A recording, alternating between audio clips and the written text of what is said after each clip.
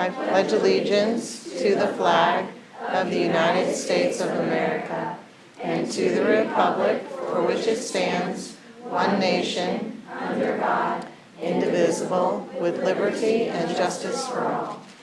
All right. Thank you so much and welcome. Come on around, and we'd love it if you would introduce yourself and then tell us what your favorite class is, favorite hot lunch meal. You guys do have to answer a fun fact. Hi, thank you for having us tonight. I'm glad you said that because we discussed at our meeting this afternoon if we were going to say a fun fact or not. And I got mixed opinions, so I'm glad that we're doing it. Right, guys? We have to keep up with our little poll here. I love it. Well, thank you for having for us. I'm Megan Hergenrader, and I am the Student Council sponsor at East Antioch, and I'm thrilled to announce these wonderful leaders that we have at our school. So come on up, sweetie. Thank you. Hi, my name's Addie, and I'm in 4th grade, and what were the questions? Favorite hot lunch? I like the chicken. The chicken is good, all right. And favorite subject? My favorite subject, math, like school-wise, Yes. is math. Recess could slip in there too. I'm not counting that out. Oh. Thank you so much. It's lovely to meet you. Thank you for being here. Hi, my name's Lale, and I think my favorite hot lunch is probably the chicken sandwich. Pretty good. And then my favorite subject, it's probably going to be art. I really like to paint and make pottery. Fantastic. Thanks. Hi, my name is Fritz Hassler. My favorite hot lunch would probably be like the chicken and waffles. My favorite subject is free time. Well played. Which there's not a lot of.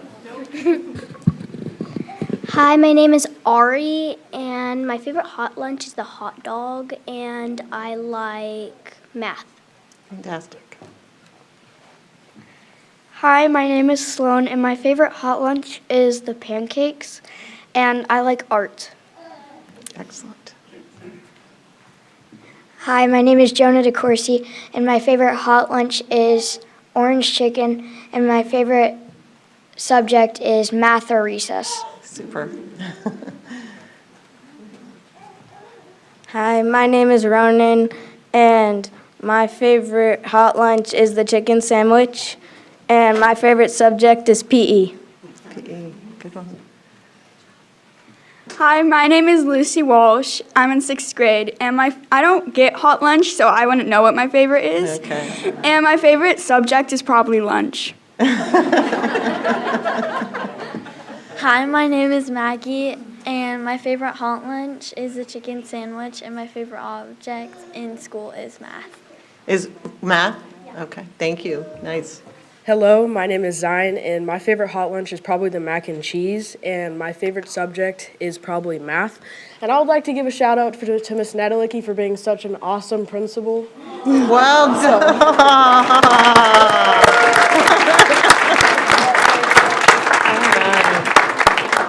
Well, thank you all so much for being here. What an outstanding group. You all have a great week. Means a lot that you were here.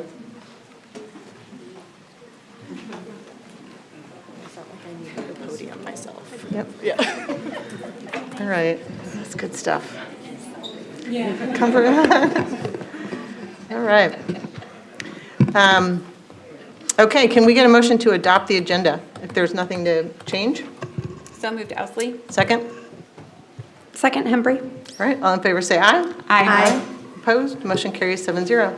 Dr. Schumacher, the superintendent's report. Okay, thank you, Dr. Sinclair. We do have a very full superintendent's report, and we're going to start off with some great recognition. I'm happy to begin this superintendent report by inviting Kim Hinkle, our executive director of the Shawnee Mission Education Foundation, to share some exciting announcements with us this evening. Welcome, Kim.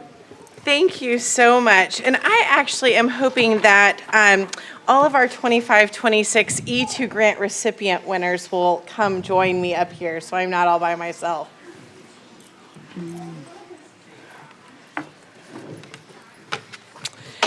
So Dr. Schumacher, Dr. Sinclair, and esteemed members of the Board of Education, thank you for welcoming us tonight. At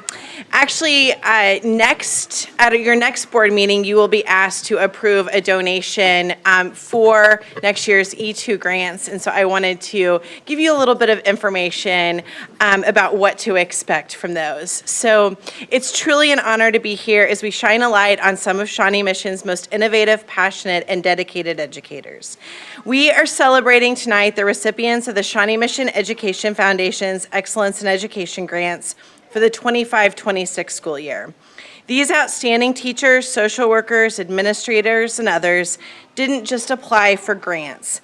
They dreamed big. They asked, what more can we do? And then they built incredible visions of what's possible for our students.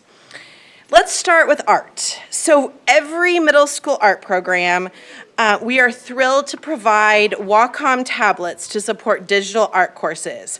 This project empowers creativity through technology and is led by an amazing team of art educators in our middle schools. Kelsey Phillips, Lauren Seals, Margaret Thompson, Audrey Gilroy, Adara Bartholomew, Alexis Maines, Megan Gray, Holly Hangauer, Hannah Wisdom, Melinda Heaton, and Jace Alphin. These teachers are bringing 21st century tools to the fingertips of tomorrow's artists. In special education, we are proud to support the Accessible Literacy for All initiative, ensuring that every student, regardless of ability, can discover the joy of reading. This vital work is led by Emily Patrick, Barb Sullivan, Jenna Weens, and Maureen Wolf. And speaking of literacy, you know it is no secret that we love books at the Foundation. And so we are very excited to support Christine Campbell at John Deemer with Books That Speak, Abby Kepka at Neiman Elementary with Character Strong, building a purposeful library, and Ann Stowers, April Schindel, Elizabeth Alt, and Matthew Schulman at Shawnee Mission West with We Need Books in Spanish, ! A project that celebrates language, culture, and inclusion.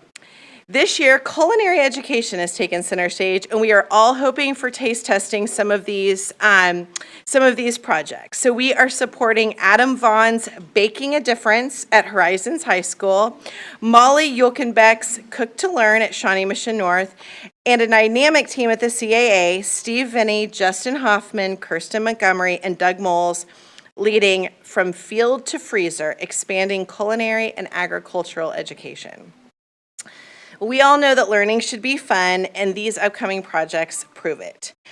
We are excited about Casey Reynolds' Level Up Learning games at Indian Woods, Katrina Libigmecto's Rolling into Higher Achievement Bicycle Initiative at Apache Elementary, and Brock Peterson and Michelle Lawson's Silence is Success basketball project with silent basketballs at our Early Childhood Education Center. And I think we have Mark, an early childhood kiddo, that'll get to play with some of those basketballs up here tonight.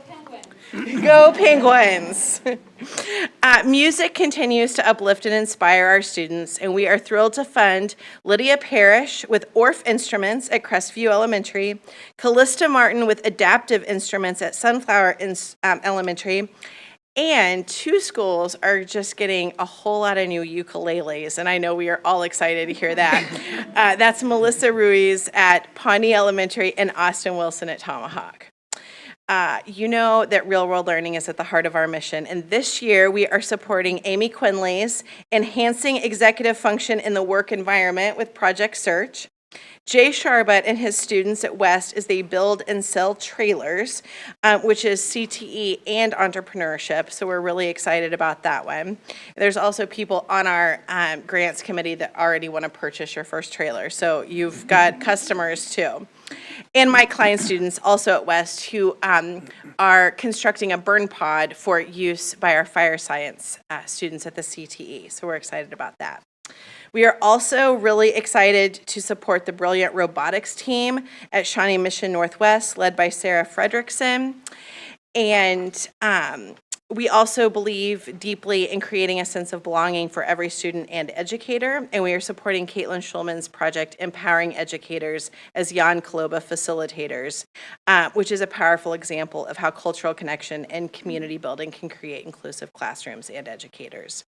And finally, a project that touches the heart, Molly Jokenbeck and Ann Langdon are creating a new sensory room at Arrowhead School, a space of calm, support, and sensory inclusion. So tonight, we don't just thank you all, we say bravo to you, to all of these exceptional educators for dreaming boldly and for putting students first and for being all in for Shawnee Mission. Your passion and dedication are the very best of who we are, and we cannot wait to see your projects come to life. So please join me in celebrating this extraordinary group.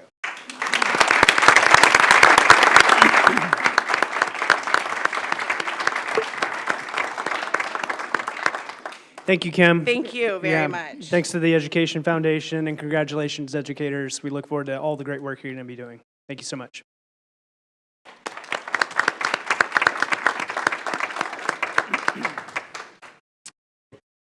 Next, we want to share that we hope everyone will join us in congratulating Comanche and Shawnee Elementary Schools. The Kansas Public Education Task Force has honored these schools as Challenge Award winners. This honor is given to schools to highlight outstanding achievements based on Kansas Assessment Program achievements in reading and math, especially for students from ethnic minority groups and those who qualify for free or reduced price meals. Huge way to go for Comanche and Shawnee. Kent Glazer, Shawnee Mission School District Athletic Director, was awarded the 2025 Kansas Athletic Director of the Year and District 3 Athletic Director of the Year by the Kansas Interscholastic Athletic Administrators Association, KIAAA. This honor recognizes an administrator's dedication to developing, enhancing, and preserving the educational values of interscholastic athletics. Mr. Glazer was recognized at the KIAAA Spring Conference in Manhattan. Congratulations to Kent. Matt Jenkinson, an Indian Woods industrial technology teacher, is one of 3 people selected from Kansas for the Presidential Award for Excellence in Mathematics and Science Teaching. This honor is given to those who represent the best of STEM education, demonstrating deep content knowledge of the subject they teach and the ability to motivate and enable student success. The National Science Foundation administers this award on behalf of the White House Office of Science and Technology Policy. Again, congratulations to Matt. A couple signature program celebrations. First, our animation and interactive media students had a lot to be proud about after taking part in this year's Imagine Festival. This is a competition for high school students in the areas of graphic design, web animation, and video. The team secured 6 out of the 15 top 5 spots in a field of more than 330 entries. Big deal. Additionally, Maddie Redman, Shawnee Mission West Jr., earned first place in character animation. Ava Winfield, Shawnee Mission East Jr., earned second place in character animation. And the AI Art Heist team earned third place in animated short story. Next, we want to congratulate all of our students who presented their work at the Greater Kansas City Science and Engineering Fair. We're also proud to announce we have several grand award winners. Elizabeth Barnes, Shawnee Mission West Jr. and biotechnology student. Anna Holland, Shawnee Mission East High School senior and biotechnology student. And Cooper Grotzinger, Shawnee Mission South senior and biotech student. We also want to recognize Dr. Kenneth Lee, our biotechnology signature program instructor. He was presented with the Marie Miller Educator Award. This honor is given to those who show outstanding effort toward the motivation of students in scientific exploration. This April, we're encouraging everyone to share their poetic voice. Let's take a look. There are so many ways students across the district use their voice and share who they are. We have student artists, athletes, innovators, explorers, collaborators, and so much more. This April, we celebrate Shawnee Mission student poets. Our theme is Share Your Poetic Voice. The elementary featured book, The Book That Almost Rhymed, by Omar Abed, gives us an example of young people sharing their voice and adding some unexpected rhymes, twists, and turns along the way. We are thrilled to feature 2 poetic voices from our school district. These poets are honorees in the 2025 Shawnee Mission Area Council PTA Citizenship Writing Program. These honorees submitted their own poetic interpretation of the idea, small things I can do to impact my community. Let's hear from them now. So many small things I can do to impact those in my community, like lots of helpful actions and always spreading positivity. Small things to make people smile, lift them up, and feel worthwhile. A great way to leave an impact is to always be serving others, whether through volunteering or putting them before yourself if someone is in need, being the first to jump to help. But you can also do good through small acts of kindness by donating to charities or surprising someone with a gift. Maybe sending notes of thanks, little gestures to lift one's spirit, another way to show you care by always being supportive, letting people know they matter, giving them your time and thought, being there when someone's down and lifting them back up. Through all of these, I can help to strengthen my community, but it's important to remember that at the end of each and every day, the biggest impact I can make is to bring a smile to someone's face. Small things that can make a difference. Easier said than done. Or maybe not. What about holding the door for a stranger? What about helping your parents with laundry? What about making someone laugh? Small. Simple things you can do all around. Small things you could do to make a difference. Should you? Do you really want to? Maybe not, but maybe you should. The satisfaction of completing the task of laundry, the warm, fuzzy feeling you get when you know you've just made someone's day. Small. Doesn't have to be huge, just small. Small things that could light up someone's whole world. Small things that could brighten someone's day. Small things that can make someone smile. Even the smallest things can make a huge impact. Even the small things. Thank you very much, Hannah and Violet, for the ways you impact your community, sharing your poetic voices. We encourage everyone this month to take a little time to share who they are in verses and rhyme. Let's read across SMSD. Isn't that great? Love that. Great stuff. So again, very much thank Jill, Hannah, and Violet.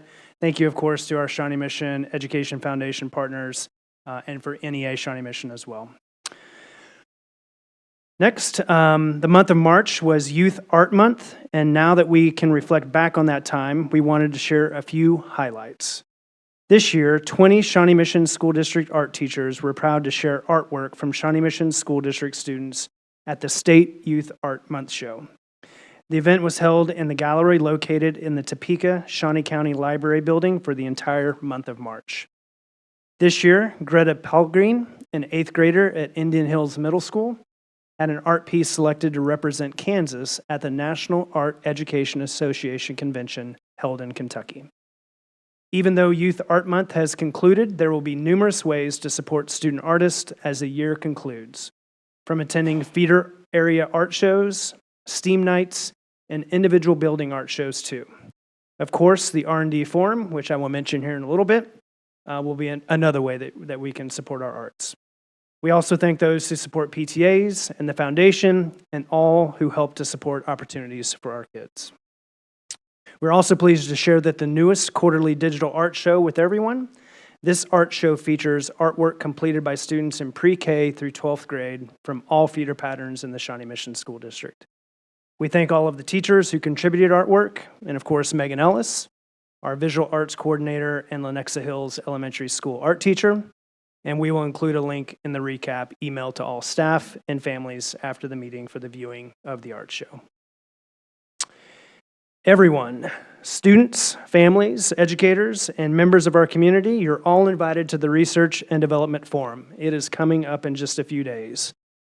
It'll occur from 4 to 7 p.m. on April 22nd, 23rd, and 24th.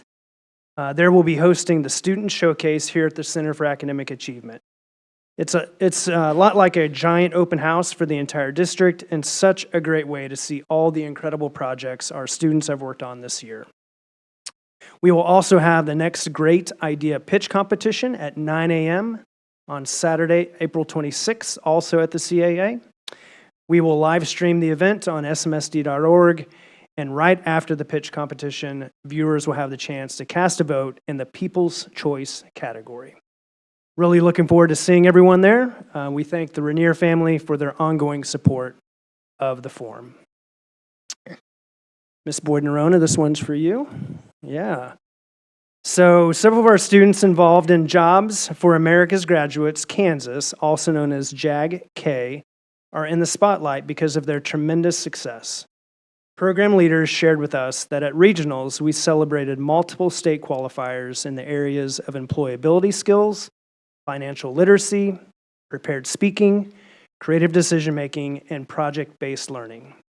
At the state level, Shalom Waka, a freshman at Shawnee Mission West, earned second place and was a national qualifier in employability skills. Ivan Kuvas, a Shawnee Mission West senior, earned second place in financial literacy and is a national qualifier. A team including Mason Bowman, Tim Tucker, and Cameron Roberson from Shawnee Mission West earned third place in creative decision-making. Overall at state, Shawnee Mission West students earned second place. Huge accomplishment. And Alicia Aquino, a junior at Shawnee Mission North High School, earned third place in prepared speaking and is a national qualifier. Chris Tomlinson, a junior at Shawnee Mission North, earned third place in financial literacy and is a national qualifier. All national qualifiers are preparing for the National Career Development Conference in Indianapolis this month. JAG-K programs are offered to help students graduate and learn career, leadership, and life skills. We are also hearing great news coming from our middle school participants, and we will look forward to sharing that news at an upcoming meeting. Great success. Teresa Denk Shamuda, I think I got that right, SMSD Student Wellness Specialist, was awarded the Kansas Tobacco Control Champion of 2025. This recognition is given to honor an individual who advocates for tobacco control policies and works to engage youth in tobacco control and prevention activities. This award is presented by Resist Kansas, a statewide youth-led movement that uses activism to encourage resistance to marketing tactics related to tobacco.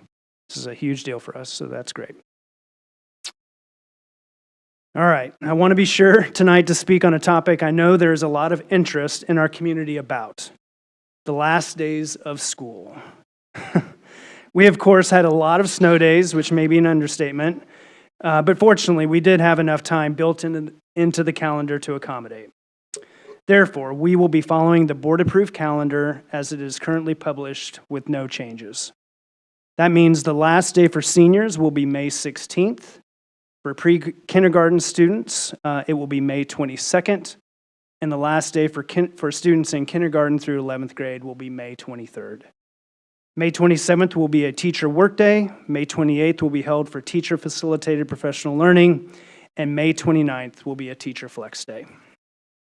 I should mention that the Board of Education always reserves the right to change the school calendar to respond to emergencies or other unforeseen circumstances that affect the educational program or students' welfare.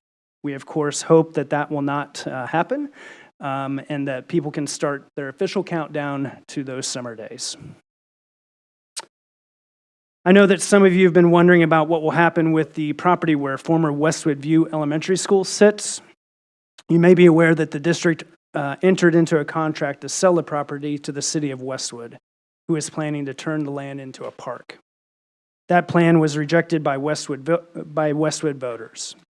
However, we remain under contract with the city to sell the property. The due diligence on that contract runs out on June 1st, 2025, and the contract can be canceled at any time during that due diligence period. We will continue to monitor this situation and will keep our community informed as new information becomes available. And finally, I'm sure that many in the audience and watching at home have been paying attention to news coming out of Washington, D.C. concerning statements and other actions related to public education. You may also know that the legislative session here in Kansas ended 2 days ago. I want you to know that we have been tracking legislative items very closely to evaluate their impact upon the work here in Shawnee Mission.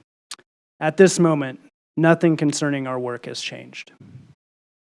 This board passed the new community-led strategic plan last June, which provides clear direction for our work, and we are committed to continuing to follow that plan.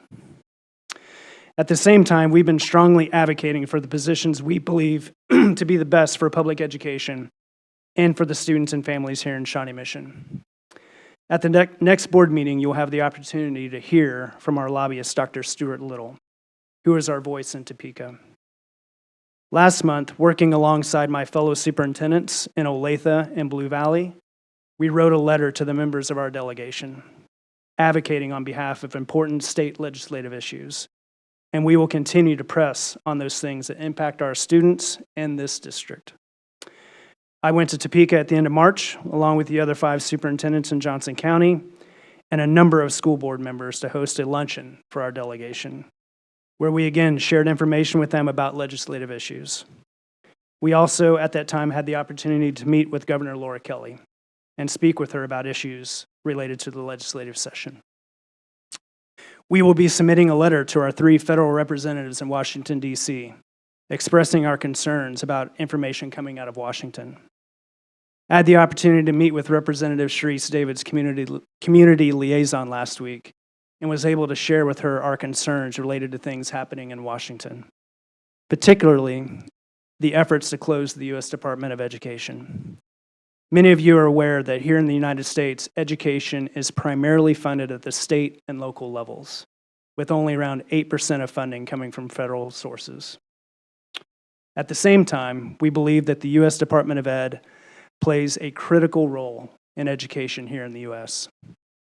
Through the Office of Civil Rights, the department is a critical guarantor of the rights of numerous individuals across our country, including racial and ethnic minorities, women, and individuals with disabilities. It also provides critical financial resources that go towards helping these and other populations achieve equity in educational outcomes. Finally, it provides financial support and serves as a clearinghouse for research that helps to improve educational outcomes for all students. We strongly believe that the U.S. Department of Education is a critical partner to local school districts, and we've been both clear and forceful in advocating on its behalf. And with that, that concludes my superintendent's report. Thank you for that. I'm going to give a minute to take that in. I appreciate your thoughtful report, all the way from recognizing excellence in our district and broader issues and policies that impact our opportunities that we can provide for our students. So thank you. You're welcome. We have 4 discussion items tonight. The first is Health and Services Report, agenda item 3.1. Dr. Schumacher. Sorry, taking a drink there. Yes, we have some wonderful discussion items tonight. We're going to start with Health Services Report, led by Dr. Ziegler and team, and I'm going to throw it to Dr. Ziegler. All right, good evening. Thank you very much for providing the time for us to share information about the work of our health services team. Much of the work the team does is behind the scenes and requires a significant level of confidentiality, and because of this, many do not realize the scope of their work. And we're grateful for the time to tell the story of this team that's made up of 75 professionals that include our amazing nurses, our incredible health aides, our one-to-one nurses that are serving our students with special needs, and float nurses and our Kelly substitute nurses who we couldn't do this work without. Tonight, we'll introduce you to our new student wellness specialist who joined our team this year as a result of the work to administer the funds that we received from the Jewel and Altria class action settlement last year. You just saw a note in Dr. Schumacher's report that Teresa joined us this year and has already been recognized with a 2025 Kansas Tobacco Control Champion recognition at the state level. So the bar is set high for year 2, but we appreciate her. We hope our time this evening gives you an insight into the actions and outcomes of the health services team work to help students be healthy, safe, and above all, in the classroom learning, as well as our broader collaborative work to enhance student well-being. At this time, I'd like to introduce the team that's with me this evening. We have Paula Bundy, Coordinator of Health Services, Teresa Shamoya, Student Wellness Specialist, Christina Knight, Horizon's social worker, and she's joined our team for a special reason, and we'll share about that in a bit later. And Jen Duke has some information she's going to come to the podium and share about some work and an awesome opportunity that Rose Hill Elementary had in working to support our students this year. So at this time, I'll turn over to Paula to share the work of the team.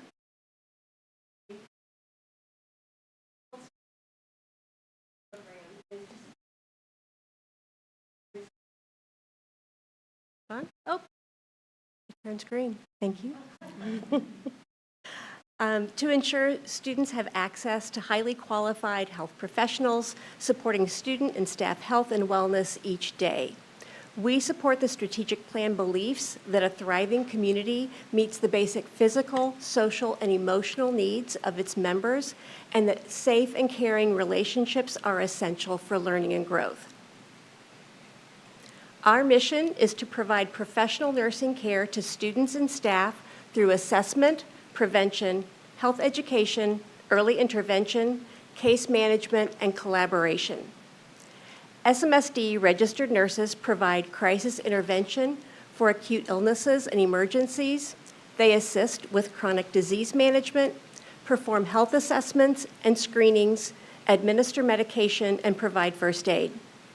Our school nurses provide building leadership in coordinating health management protocols for all students, promoting safe school environments, educating students, staff, and parents about current and emerging health issues, and promoting medical research and practice used to support positive health behaviors within the district and community. Our program goals include enhancing student well-being by providing a professional registered nurse in every building every day. Research shows us that when a nurse is present, students are far less likely to be sent home from school, as licensed nurses have the expertise to assess and manage routine health concerns while also caring for students with chronic health conditions and allowing them to engage in the academic and social emotional aspects of school. When the need arises, our nurses utilize outside resources, sometimes referring students to their own medical provider for follow-up or calling 911 for medical emergencies. Staff training includes monthly CPR classes, hands-only CPR for building staff upon request, and training staff members on the health conditions of their students, the signs to watch for, and when to contact the building nurse. This also includes training and delegating student care for staff members accompanying students on field trips. This year, that training has also included information about vaping and how to help students wanting to quit. The health services team comprises 55 registered nurses and 17 nurse aides. The nurse positions include myself as coordinator, a nurse in each of the 34 elementary schools, plus a nurse dedicated to the Lenexa Hills ALC program, one-to-one nurses at East Antioch and Lenexa Hills, a nurse at each of our 5 middle and high schools, nurses at our 3 specialized programs, Arrowhead, Early Childhood Center and Horizons, our student wellness specialist, and 3 float nurses. The nurse aides are assigned to each of the middle and high schools, also at Apache, Oak Park Carpenter, and Rose Hill Elementaries based on acuity, to South High School for one-to-one care, and 2 half-time float nurse aides who help at elementary schools based on need. Health Services also collaborates with the special education team to provide additional agency nurses as needed for one-to-one nursing care for complex medical conditions in students. As with our teachers, we utilize Kelly Educational Services to provide substitute nurses for our building nurses. A major asset to our health services team this year has been the additional of our 3 permanent float nurses. This was brand new, a little unnerving to start off the year, but has been an amazing opportunity. These nurses are trained to substitute for any of our building nurses, as well as any of our special education nurses. They complete screenings, and they will also support students on field trips in special circumstances. Their presence has not only enhanced student care, but also boosted the morale for our nursing team, providing reliable, well-trained coverage and assistance, as well as their valuable insights gained from working across multiple schools. I can't express enough my gratitude for this additional support. Our nurses, including those that can't utilize a typical Kelly sub-nurse, can confidently take their earned time off knowing that their students are well cared for. Our health offices have been busy as usual this year. Over 137,000 logged visits and nearly 69,000 medication doses administered during the first 3 quarters of the school year. Health room visits range from seasonal allergies to asthma, exacerbations, PE or recess injuries that require anything from minimum first aid to calling 911 and having them transported for hospital care. Diabetic management, anaphylaxis, seizures, feeding and hydration through G-tubes, and providing brief support for students experiencing a mental health concern. September and October continue to be busy months in our offices. This is because it's a time of high pollen in the air and the beginning of viral illness season. So it is just one of those times that is very active. Building nurses conduct initial assessments of staff member injuries and provide appropriate first aid. They document those findings and complete paperwork and authorize staff members who might need to be seen at a work comp clinic. While 432 of those visits have been logged, most of these have not required medical attention outside of the nurse, and very, very few have required extended care. The other thing I want to make note of is that our nurses track immunization compliance for vaccines required in Kansas, and our numbers remain consistent with the overall rates in the state, if not higher. So I'm now going to turn the presentation over to Teresa, our student wellness specialist, to share the things that she's worked on this year. Now that I know this turns green, in the area of student wellness, we've been spending time bringing attention to the problem of nicotine with 3 focus areas. The first is providing education to students and staff about nicotine and vape, as well as the addictive nature of nicotine. Our effort with this education is for prevention, but also to bring an open and supportive environment where students might be using the products to feel comfortable asking for help. The education has been provided to students in a variety of settings, including health, advisory time, and PE. The goal for this education is to be embedded in the curriculum. So I've been working with Dr. Matt Anderson and the PE health cadre to investigate potential options, such as Stanford's You and Me Vape Free and Catch My Breath programs. I've also been providing this education to staff during professional development days and tabling events at schools for STEAM night, parent-teacher conferences, multicultural events, as well as with early childhood coming up next week. The second piece of this work has been on alternatives to suspension for students who are using products at school. We're working on a tiered approach that is evidence-based, restorative in nature, and takes the blame off of the student to provide a space where students feel comfortable getting help with cessation. Thus far, we've had 11 students go through the Canvas course this semester. This work is supported by the investment in tobacco treatment specialists who are self-identified social workers, counselors, teachers, and others in the district who are invested in helping our students with this task. By the end of this semester, we will have 22 individuals trained in tobacco treatment cessation. Finally, the third piece of this work is getting student voice. The research tells us that 60% of students who are currently using nicotine want to quit, but that they really don't know how. We also know that adolescents want to hear from their peers and not adults. With this in mind, I've been working with students on client-connected projects related to the problem of vaping in our school district, and with this, seeking interest in students who want to form resist groups. Resist groups are student groups that will support a vape-free school community with the support of KSDE and KDHE, with the goal of spreading awareness about prevention and cessation. So we continue to offer CPR certification to any interested staff members and the CASHA required staff. on a monthly basis.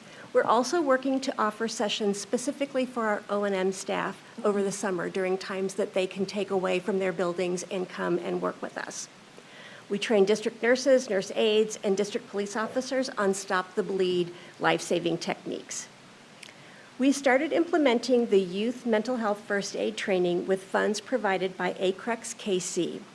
Christina Knight, Horizon social worker, is with us to share about the work of youth mental health first aid. Christina is one of our 4 district trainers for this program. Thank you.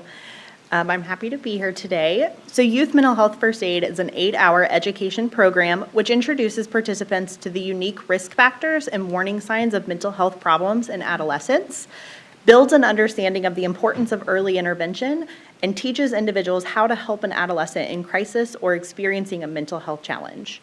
Mental Health First Aid uses role-playing and simulations to demonstrate how to assess a mental health crisis, select interventions, and provide initial help, and connect young people to professional, peer, social, and self-help care. We have 4 staff members trained as instructors, and we held our first training during the iFair in January with the nurses and nurse aides. We have future plans to offer this to schools who want it implemented during professional development time. We are excited to support our strategic plan through this training as we work to foster an environment that supports the mental, social, and emotional well-being of the entire Shawnee Mission School District learning community. And we continue to partner with the City of Shawnee, Advent Health, and other agencies for our Saturday summer wellness hubs at Shawnee Elementary, providing food, community health, education and resources, and immunizations and physicals for the neighboring community. These continue in 2025 summer. The Health Partnership Clinic continues to operate 1 morning per week at Shawnee Mission West, in addition to our community utilizing their services at other locations for both medical and dental care. Score One for Health is a new partner this year, which has been included since we recently encountered hurdles in accessing vision care for our students. Jen Duke, principal at Rose Hill Elementary, will share more about her building's experience with this. Good evening, everyone. I'm so happy to be here to tell you how this impacted our school community and actually rippled out farther than that. I think we all know the importance of strong vision when it comes to achievement. And then we also know that there are barriers that can come along with keeping our students from accessing the vision support that they need, such as financial hardship, insurance, and other items. At Rose Hill, the VSP certificates were so important. I think we were averaging around 35 per year that we would utilize to support students accessing glasses, whatever it was that they needed in order to be able to access our classroom and learning environments at the highest level. Because we didn't have those, it created not only a lot of work for our school nurse, because as we all know, the health services department and everyone in Shawnee Mission, no one tells us no. So we're going to find whatever avenue there is to support kids. And so that was taking a lot of our time and effort to support students. And so when Mrs. Bundy called me, I wanted to pinch myself. So she called me to let me know about this opportunity where we could take students on a field trip, basically to go through an extensive eye exam process, stay at the facility to actually pick out their glasses and have them made while students were there and leave with them. So the ripple effect, though, that I want to tell you about is that we had a student who had such a strong prescription that it actually could not be made that day, and so they needed to be sent to our school. That student moved away before those glasses could be sent to us, but they were sent to us, and then we sent them where that student had relocated. And it was shared with me by the principal that became the principal of that student, the sheer joy that that student had when those glasses arrived. So I'm just here to tell you that that particular opportunity, I had 20 kids get off of a bus who could not wait to show me their glasses. Another interesting thing, I don't know what it is about ownership. We know what that means for kids. Because they were a part of that process, those glasses have not been lost. So it was just incredible, and I really hope that we continue to have this opportunity, especially in our school settings where this is just a need, point blank. So thank you so much for this opportunity. So as you can see from the goals and the activities and the outcomes of our work, the health service team is all in with our commitment to support the health, safety, and well-being of our learners in all of our Shawnee Mission schools.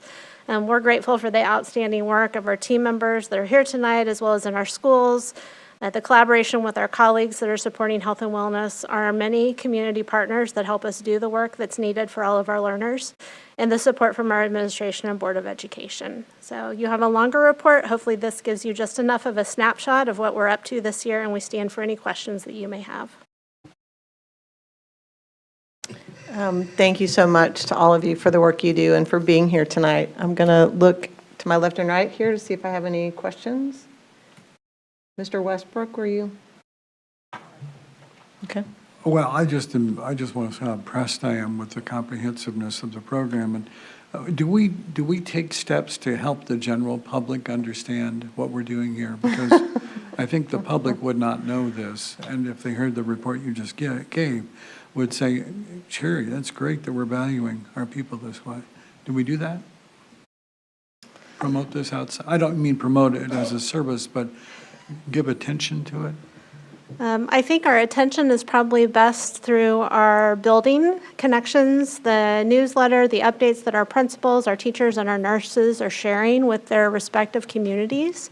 I think we can always challenge ourselves to be better and look for different ways to promote the work as a district. But I appreciate the comment, but I do think a lot of our touch points are at the building level. That's a very great answer, and that's a very credible source of information. Thank you. Thank you. Mr. Garcia. Yes, thank you for the report.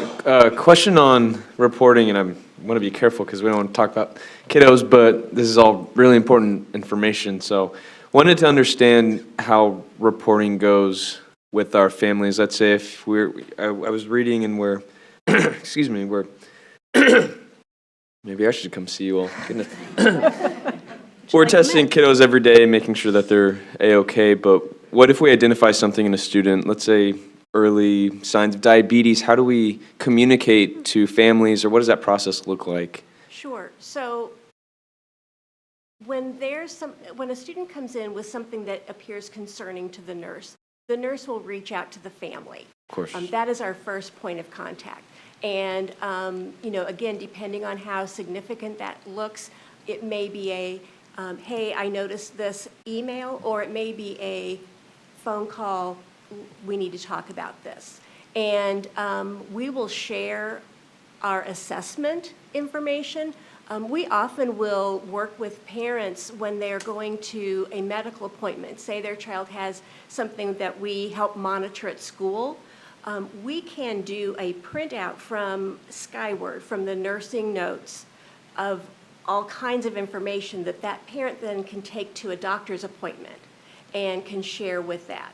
So we communicate primarily through the parent. However, we also will work, especially with some of our kiddos who have chronic illnesses, we will have a release signed by the parent, so we will communicate directly with, there are a few clinics, especially at Children's Mercy, that we have very good relationships with the nurses in those clinics, and we can say, hey, parent wanted me to let you know this. And in fact, I had a nurse last week just say, I sent an email to the parent and said, if you'd like me to contact the nurse, instead of me always asking you to contact the doctor's office nurse, let me know. We'll take care of that for you.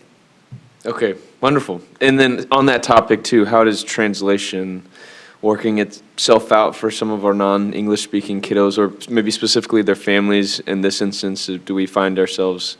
We utilize our building interpreters a lot, and we also utilize Maria here at the CAA to facilitate those conversations if it is another language as well. Yes. Sure. Thank you so much.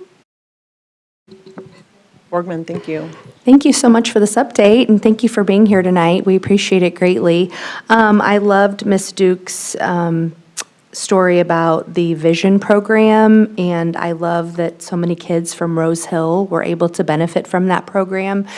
Do we have an opportunity to utilize that program again and perhaps reach other schools within the district as well? So I have been given the dates for next fall. We will be invited. How far we can expand depends on how many slots they give us.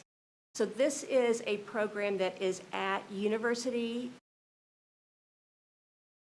Kansas City University, and they have a program that comes in, and they provide this opportunity to many districts around the city. So we are one of probably 20 districts. And last year we were given just 20 spots. I will wait to see how many more we have. But we are working on a few other avenues for something that may be similar and maybe even better. So stay tuned. Well, I can't thank say you. anything just yet. We will stay tuned and we will wait with high hopes. Thank you. All right. Anything else? Yes. Ms. Boyd Nerona and then Ms. Embry. Thanks. So for organizations who hear of these great stories or what have you, what are the best ways for them to contact you? Or what are some of the ways that you found other collaborators in the city? What's the secret sauce? Well, we do have a lot of connections. So one of those is the Children's Mercy School Health Advisory Council, which I sit on along with other of my peers from around the city. And there's a lot of collaboration that comes through there. One of our other primary partners is Advent Health, and they have done a great job connecting us with other community partners. And then also our School Nurse National and State Organization offers a lot of resources to help us in how we can reach out to those partners as well. All right. Thanks. Ms. Embry. Thank you guys so much for being here. I think my question is around mental health. I know we have mental health first aid, but I also know it's included in our strategic plan for the first time as a whole pillar. So I'm curious to hear how the health services team is interfacing with that pillar of the strategic plan. Absolutely. We know that many times students present to the nurse's office with sometimes random, vague physical complaints. And really the underlying thing is often anxiety or some other kind of emotion that it presents as a physical complaint. And so our nurses are really good at kind of digging a little deeper, especially if there's students who come in frequently with a similar kind of complaint. And especially after we might have encouraged parents to have them checked out and, let's make sure there's nothing going on. But we work very closely with our building social workers, but our nurses also are well skilled in mental health education. That's part of nursing education. And so they all bring with them some level of information about that. But we do a lot of collaboration, a lot of reaching out to families, and a lot of investigating. Christina, is there anything you want to add to? I mean, I feel like that about covers it. Like, I do know, for me personally, being a social worker at Horizons, I work very closely with our nurse. And there's always times in which if she has questions about a student or if there's ever concerns, she can pop over and ask me like, hey, can you check in with the student? Or, what do you think? So I know for me personally, like we work really closely together. And I know hearing from my other fellow social workers, they feel the same way. And we've had professional development together where the nurses, social workers, and counselors have all been together. So we've kind of had that shared responsibility too. Mm-hmm. Yeah. Thank you. Teresa might have a bit to add too, is what we're learning as we're getting into the work about vape. I just wanted to add, as the fifth pillar of our strategic plan being mental health, my work has really revolved around mental health and why students are picking up vape. Really centers around trying to self-medicate in that way. And so we're coming at it from that perspective that we need to find other ways to alleviate that stress and manage our mental health without using substances. So I just wanted to add that little bit. Thank you. Ms. Ousley. So The story at Rose Hill is great. I know our economic conditions at Rose Hill are mirrored at other buildings in the district. Are we tracking the level of unmet need for various sundry items, like the glasses, for instance, or various other medical conditions that could be treated, but for the lack of whatever the student is needing and not having access to? I know we do like the dental screenings, that regular eye screenings, hearing screenings, if that is something that parents are wanting to have their children screened for, that they can. But for something like that, if we have 20 students at one building, how many other buildings do we have a similar unmet need? And what does it look like just to track that? Sure. And I can tell you that there are very similar stories at many buildings. So we track that through Skyward, through when we do the screening, make the referral, and then if the referral is followed up on or not, as well as the nurse reaching out to find out, are there challenges and how can we help meet those challenges? As Jen pointed out, she mentioned the VSP voucher. And what those are, VSP Insurance Company has a charitable arm, and our National Nurses School Nurses Organization had partnered with them to offer these vouchers. And we've done this is my 21st year in the district, and we've had them at least that long. They have restructured the program a few times over the years, but any member of the national organization can receive these vouchers. The last reorganization, they have not come out of reorganizing yet. We had utilized many of those each year. And so we've been really working to try and reach out to any possible resources to help families connect since we didn't have that resource anymore. So we are tracking that. We will be, and if we get some new avenues, the first families we will reach out to are those that we've made the referral. They weren't able to follow up, and we'll make those things available to them.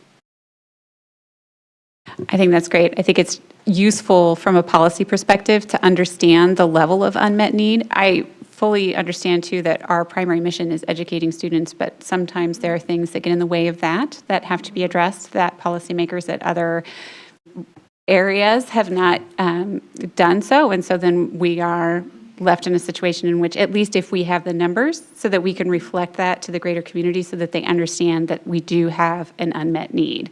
So just tracking the data can be really useful. So thank you. Thank you for that idea. Thank you. I just wanted to add to this comment. It's really nice to see the vaping component. Teresa, it was great to meet you earlier this year, and just seeing the benefit of that class action lawsuit transform into actual supports for our students and giving them information and helping empower them to resist that. Thank you. First time ever picking up a vape pen, so appreciate the work. And I think we're just getting started. And we have a leader at our table, which is fantastic. So congratulations on your state recognition there. Okay. All right. Thank you so much, all of you, for this report. Great job. Okay. Our second report tonight is for food services. Yeah, so Dr. Ziegler's going to stay up there and take on the rest of her, not the rest, but another arm of her responsibilities. So her and Grace List, Director of Food Services, and team will share with us the report. Welcome. Thank you. While the team gets situated, I hope you enjoy our attempt at the lunch tray before you on our opening slide. There you go. Nice. So we now turn our attention to highlighting the achievements of our food services team. At our last board meeting, we talked about the slow and steady student academic gains. And if you'll remember, the analogy of cooking a brisket was very popular in that discussion. This evening, we plan to spice things up, pun intended. We are shifting the attention to our food services teamwork, including the preparation of high-quality school meals, which are nutritious and served in a very quick manner because we have a lot of students that we feed every single day. One of my favorite ways to hear Grace capture the work of this team, and I think Mr. Westbrook was part of elevating this idea, is to share that we essentially support 47 restaurants in the Shawnee Mission School District.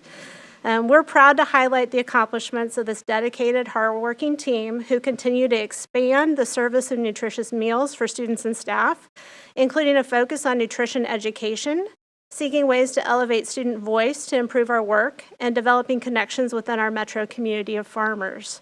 We are grateful for the time to tell the story of the team, made up of over 175 employees that include our kitchen managers, our kitchen assistants, our float positions, our area supervisors, our lone district nutritionist, Jill is with us tonight, and our administrators. We hope our time this evening gives you insight into the actions and outcomes of the food service work to help our students be healthy with high-quality meals so they can focus on their continued learning and academic achievements. I'd like to introduce the team with me this evening. Grace Liss, Director of Food Service, Jennifer Earthley, Assistant Director of Food Service, and Jill Willett, District Nutritionist. I'll now turn it over to Grace. So good evening. We are grateful and all in for the opportunity to share an update on the good work within the food service team over the last year. And I want to say thank you, Dr. Sinclair. We appreciate that you asked the students what their favorite hot lunch is. It's chicken sandwiches tonight was a big one. The chicken. Mac and cheese made me happy. It was a new recipe this year. So, and there's debate among our team about that recipe. So, I was happy to hear lots of different entrees mentioned this year, and that it wasn't all French toast sticks. So, favorite, by the way. It is. It's also one I've prepped many times.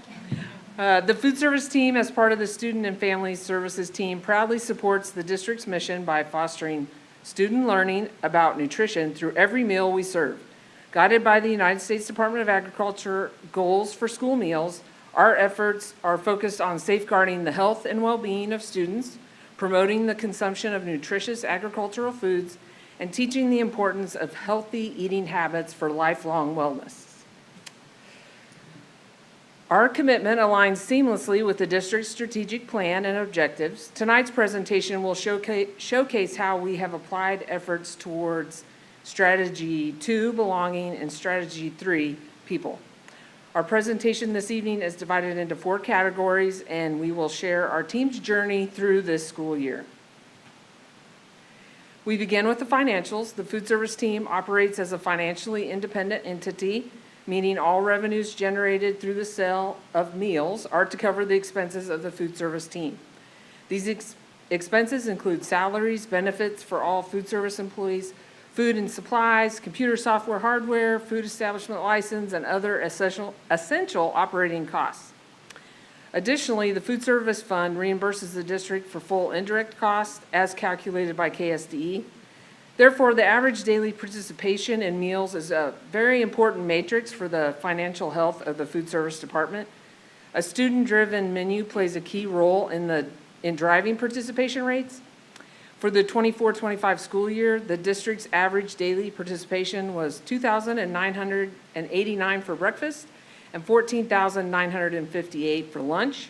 Compared to last year, breakfast participation has slightly decreased, but lunch participation has increased by an average of 200 lunches per day. Our highest breakfast participation day so far was November 20th, with 3,607 breakfasts served. Apache Elementary leads the district for breakfast participation, with Shawnee Mission North having the highest participation among high schools, and Westridge Middle School leading the middle schools. For lunch, the highest participation day was December 11th, with 15,970 lunches served. That number surpasses last year's highest lunch participation. Shawnee Mission North, Westridge, and Shawnee are the leaders in lunch participation. The top chart outlines the percentage of revenue allocated to labor and food supply costs.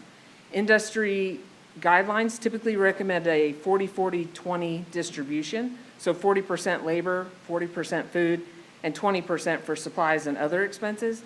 However, at SMSD, food and supply costs are combined into a single category. Looking at the financial data for the past 5 years, we can see fluctuations in revenue and cost distribution. Revenue peaked in the 21-22 school year when all meals were provided for free. Since then, revenue has stabilized with $7.67 million generated so far this school year. Labor costs as a percentage of revenue have remained close to the industry benchmark. Unfortunately, food and supply costs have trended higher than industry guidelines, reflecting the increase in food prices and supply chain challenges. Now let's look at unpaid meal debt. The chart shows how unpaid balances have changed over the last few years. During the 2021 and 21-22 school years, when all meals were free, there was no carryover debt. However, as meal charges resumed, unpaid meal debt has increased, with the total of over $149,000 reported last school year, and at the end of February, we were over $179,000. And as you may know from your Friday note, the current total is over $210,000. That is a fluid amount, changes every minute due to payments and meals served. To manage unpaid balances, low balance and negative balance phone calls are made daily, and families receive monthly email reminders regarding negative balances. These efforts aim to keep families informed and reduce outstanding debt. The district's policy on unpaid meal debt follows USDA regulations, which require districts to define both bad and delinquent debt. SMSD's board policy EE ensures we meet these federal guidelines. On a ridiculously positive note, food service has received over $17,000 in donations from community members, and that includes a $1,900 donation just today. And then the city of Lenexa is currently doing a fundraiser for elementary schools in the Lenexa city boundaries. And we want to continue our ridiculously positive theme with Jill sharing our adventures in food this school year. Since food service is committed to providing affordable, high-quality, freshly prepared, and nutritious food, along with personalized service, we use data and student focus groups to create menus driven by student preferences.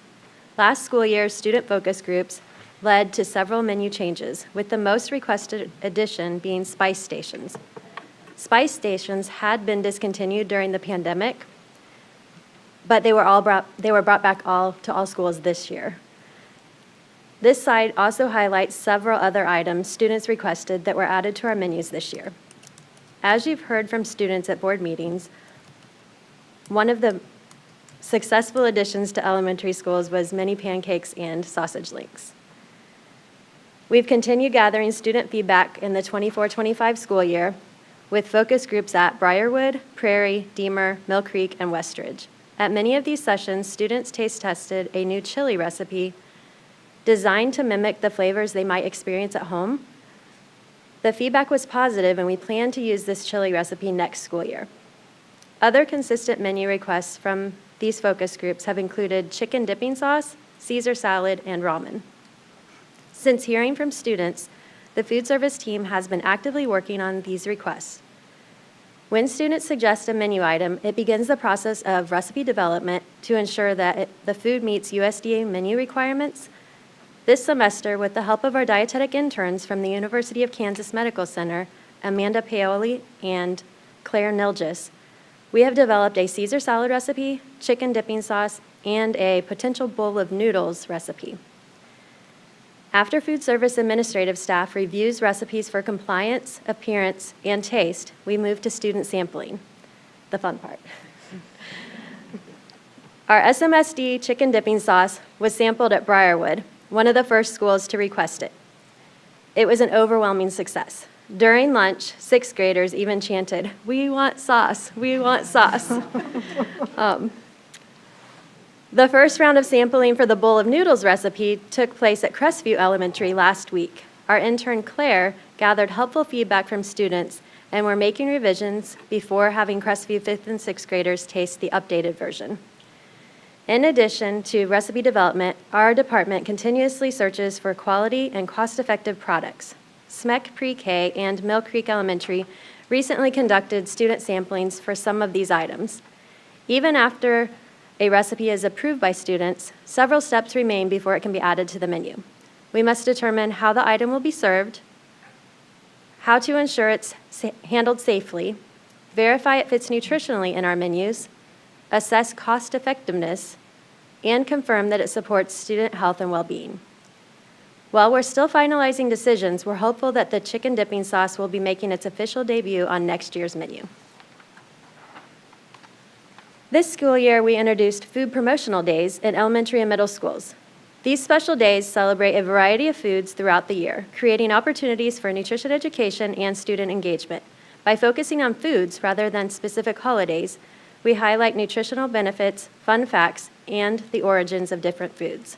For example, on National Apricot Day, students learned about where apricots are grown and their health benefits. We feel these food promotion days also tie into Strategy 2 of belonging.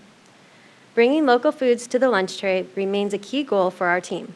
This year, middle and high school students continued to enjoy fresh local ground beef from Steve's Meat Market in DeSoto, Kansas, featured in menu items like soft tacos, walking tacos, and chili. We also expanded our farm-to-table efforts by partnering with the Kansas City Food Hub. This partnership brought ground beef patties from Salmon Enterprises in Missouri to our middle and high schools every Thursday. Schools had the option to order locally grown lettuce, tomatoes, and onions when in season, allowing students to build burgers with farm-fresh toppings. This initiative supports local farmers, provides educational opportunities for food safety, and enhances our team's culinary skills. Our efforts gained statewide recognition in January when SMSD Food Service was featured during the KSDE Child Nutrition and Wellness Town Hall meeting. We proudly shared our success in incorporating local beef into our menus and the positive impact on our school communities. Ultimately, by bringing local foods to our cafeterias, we're strengthening connections between students, farmers, and the broader community, one meal at a time. Another opportunity for promotion was the culinary program at the Bistro asked for a presentation on how to make recipes healthier. Food service has been doing this with school meals for many years, so it was great to show the students in the culinary program some of our tips. I also turned this into a focus group as students provided feedback on our current menus. Now, Jennifer Earthley, Assistant Director of Food Services, will share our staff initiatives. At SMSD Food Service, we are committed to the district's strategic plan strategy, 3 people. Food service staff is comprised of classified team members, and we want our employees to see SMSD as the best place to lead, work, and connect. This year, food service provided ongoing professional development for our staff, not only to meet USD training requirements, but because we know that well-trained employees deliver better service to students. Professional development is a priority for SMSD Food Service, ensuring our staff have the skills and knowledge needed to provide high-quality service to students. This year, our food service administrative team prepared 3 professional learning days for food service staff covering essential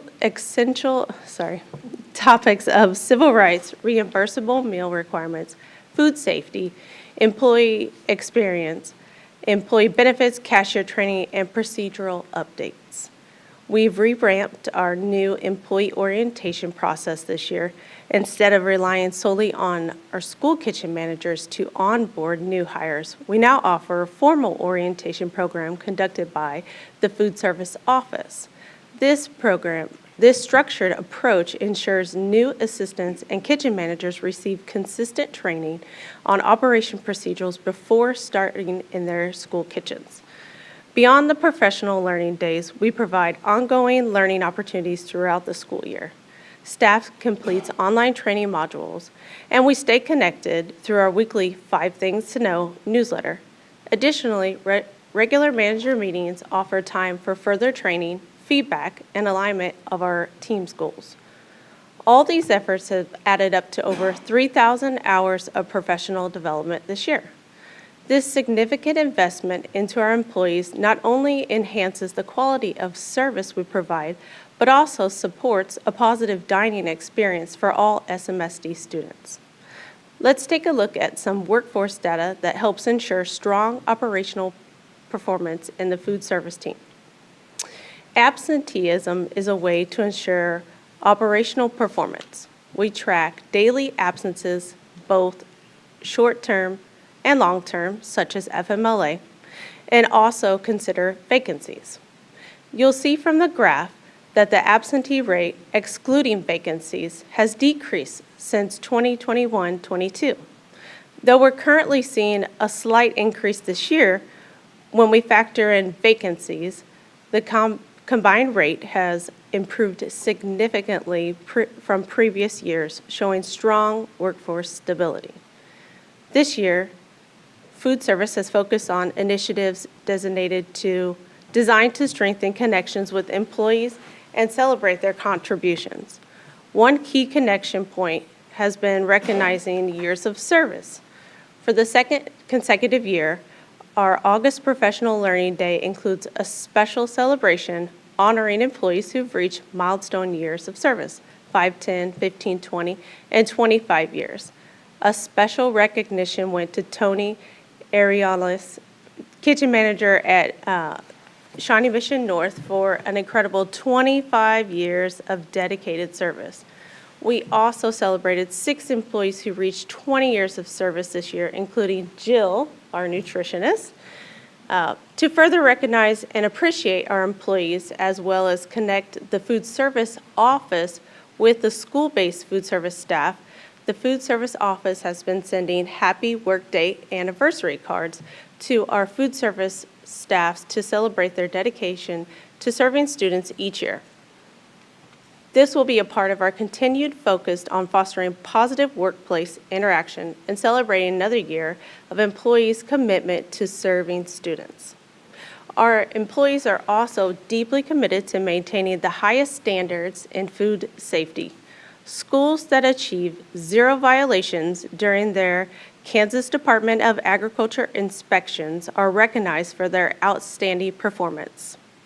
We have had 74 inspections with 0 violations so far this year. By prioritizing employee recognition, creating meaningful connections, and maintaining operational excellence, food service continues to build a strong, engaging team dedicated to supporting student success. Now I'll turn it back to Grace for our communication section of the report. This year, food service focused on expanding our community engagement and outreach efforts. On October 17th, we had the opportunity to be featured on the Shawnee Mission Mic'd Up podcast. Myself and Sarah Corrigan, the kitchen manager at Rising Star, joined that conversation. Sarah is not only a dedicated employee, but also an SMSD graduate and parent, making her a great example of what it means to be all in for our students. The podcast gave us a platform to discuss how our menus and cafeteria spaces serve as nutrition classrooms. We also connected with SMAC PTA, where our nutritionist, Jill, and health services coordinator, Paula Bundy, spoke about the work of our wellness committee and the Smart Snacks guidelines that support healthy choices in schools. Finally, we enhanced the food service website to make it more user-friendly, especially for mobile users. The website now makes it easier for parents to find important resources, including our guide to school meals, which explains what a reimbursable meal is. Through these outreach efforts, we're continuing to build partnerships and provide families with tools and knowledge they need to promote student wellness. The 25-26 school year will also bring important updates to meet new USDA nutrition standards following the July 2024 release of updated meal patterns. These new national changes address added sugars, milk fat content, sodium, whole grains, and Buy America provisions. Our current menus already meet the sodium guidelines, but we'll be making the following adjustments next school year. First, our flavored milk will shift from skim to 1% so that it meets the new added sugar limits. Secondly, we'll update our yogurt selections to comply with the added sugar regulations. And lastly, juice will not be offered as a fruit selection at lunch. This is to align with the new procedures for tracking Buy America. It will still be available at breakfast. These changes will ensure that SMSD Food Service continues to provide nutritious meals that meet federal guidelines while supporting student health and well-being. We've also used Leadership and Learning's Principal Focus Group recently to gather feedback from our principals on the impact of these changes would have for the schools and how we can best communicate these changes to parents. SMSD Food Service team is dedicated to providing nutritious, high-quality meals that support student success. Our focus on financial stability, menu innovation, staff development, and enhanced communication will help us move forward into next school year and adapt to any upcoming USDA meal regulation changes, all while continuing to enhance meal quality and student engagement. So we thank you for the opportunity to update the board on, and know we will continue our efforts to provide nutritious meals to the students at SMSD. So we are open to questions. All right. I really appreciate the end user mindset that you bring to food service and really getting the voice of the student, getting their feedback at all these different points and tasting new recipes and all the different levels of participation. Appreciate that. It takes extra effort and time to make that happen. So, And there was more that we did not mention. all right, so I'm going to look, yeah, Mr. Garcia. Thank you all for being here. Really appreciate everything that you said. I have the pleasure of sitting down at a lunchroom with a group of middle schoolers each Friday. So I get to see the inside of the lunchroom, and it's cool to hear about it from this end because I get to, see it there, and it is really special. I always encourage those boys to get as much fruit as they can because the intake, which they do, it's really nice.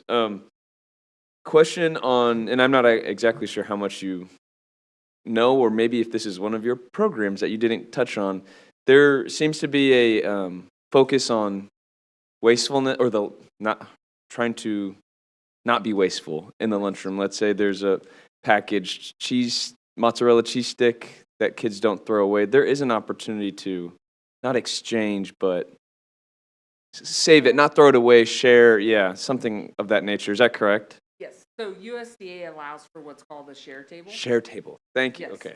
And actually in the last 5 to 10 years, they've changed the regulations on that. Okay. It used to be that food could not be reused. And so, but they have changed that regulation, so now it can be. So it first goes out to those kids at lunch that day. And certain items like the string cheese that you mentioned, we cannot reuse due to food safety reasons. Okay. But say, for instance, they put a wrapped muffin that's not been opened, we are allowed by USDA regulations to reuse that. And that is because USDA was trying to decrease the food waste in America. Of course. Okay. I think it's a great program. I've seen kiddos go up and grab it, and why not, I guess. And same goes maybe with the milk or the drinks. Yep, milk and juice is the Great. same. Yes. Okay. We have seen kids really want to go after the craisins. Okay. Saying. Got it. Thanks so much. Thank you. Bowsley. Have we done any analysis, and my apologies, this is a question that should have been posed prior to this evening, so there's likely not an answer, and that is okay, I can get it later. But I'm curious, an analysis on the expenses for next year related to tariffs and potential supply chain concerns. It could be that I have some leftover trauma from the COVID years, in which there were calls in the middle of the night regarding runs to find chicken nuggets potentially. And so I want healthy, available, nutritious food that is as fresh as possible, but is there a deep freeze somewhere in which we have prepared for contingencies that we are not yet aware of? So glad you asked that question because, so Buy America, so school meals, it's been in the regulations since I believe the 70s that we have to Buy America. Now, we have always been allowed a small amount that we can buy outside of America. And the new regulations say that can be no more than 10% of what we buy comes from non-American sources. So for us, non-American sources is our produce. Because in America, you may or not realize this, but we don't grow produce very well. And definitely not in Kansas, right? So Kansas, we get 75% of our produce from other sources. So when you ask about the tariffs, what keeps me up is produce. I'm really concerned that we will not have cucumbers, red bell peppers, mandarin oranges. I mean, Chrissy has probably heard this spiel from me many times now. She knows I stress over that. However, if that does affect us, obviously cost-wise, we'll have to make that hard decision maybe to take mandarin oranges off because they come from China. That is unfortunate. It's one of the kids' favorite things. However, we also know we have to balance a budget, and we have to meet that 10% of Buy America. So when things get too high and we will go over our 10%, we'll have to make the hard decisions to take certain things off. But can we give you any numbers of how the tariffs are going to affect us? Not really, because there's so much uncertainty even with the tariffs. But we do know they're there. It is something like I said, stress over and have talked to Dr. Ziegler about many times. So that's the best answer I could give you. And it was a good one. I appreciate Grace's comments. Of course, we will prioritize the health and the experience for our kids. Absolutely. And we will communicate with our community, of course, with the board before we make any decisions to pull anything off of menus. Right? Again, I could just be suffering from Me after too. effects of the COVID experience, but it's just back to the mind. Thank you. 100%. Ms. Boyd-Noretta? On a lighter note, so this year's groups were Briarwood, Prairie, Deemer, Mill Creek, and Westridge. Who are the lucky ones, and how are they decided, and when will that be announced? So we ask in the principal newsletter for schools to volunteer groups of kids for us to come meet with. And so those are the schools that reached out to us and said, hey, we got a group that would like to talk to you. And so that's how we get our groups, is we ask the principals to volunteer groups for us. And I know I had worked on some efforts organizations in Lenexa had come to me about how are expenses paid or unpaid lunches. So I'm glad to hear that Lenexa stepped up. Thank you, Lenexa. But have you seen the spike in that? And is that a feasible way of balancing or keeping the unmet or the unpaid balances in check, so to speak? Did that make a difference, make a dent in the amount? Every dollar we get helps. Yeah. Every dollar. I told Dr. Schumacher this morning, we had a random person come into our office, which is not easy to do if you know where my office is.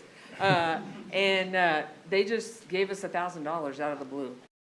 I will take any dollar we can get. So I think all of it helps. Is it enough to cover what we have in debt right now? No. But I do want to say thank you to the board for feeding the kids, because my staff thanks you for that as well. None of us want to take food away from kids. And so we really do appreciate that the board chose to make that decision to feed kids. It is for the best interest of the kids. So. I would like to nominate the board to be volunteer taste testers. Ooh, there you go. Well done. Could I participate as well? Yeah. Okay, thank you. I don't think you would have wanted to be there the day we tasted, I'm not even kidding, maybe 15 different ranch dressings. That we're all a different recipe, because we're trying to come up with a recipe to make our own. So we were all ranched out. Challenge accepted. What's the base of the chicken dipping sauce? Like, what essentially is it? Can you share? Or is that top secret? Top secret. Like, You remember it? You go ahead. I worked on it, but Amanda, our intern, had worked on that, but it was mayo, barbecue sauce, and then other spices, possibly lemon juice. Okay, very good. We tested several recipes. It's a chicken dipping sauce similar to, can I say it? Got it. Yeah, you know who. The famous chicken dipping sauce? Yep. Yes. I hear you. Yep. The mini cinnamon rolls were super good. SMSD sauce, though.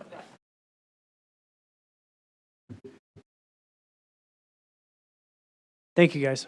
Thank you very much. Thank you. Our next, here we go. Our next report is on instructional walkthroughs. Our next discussion item, 3.3.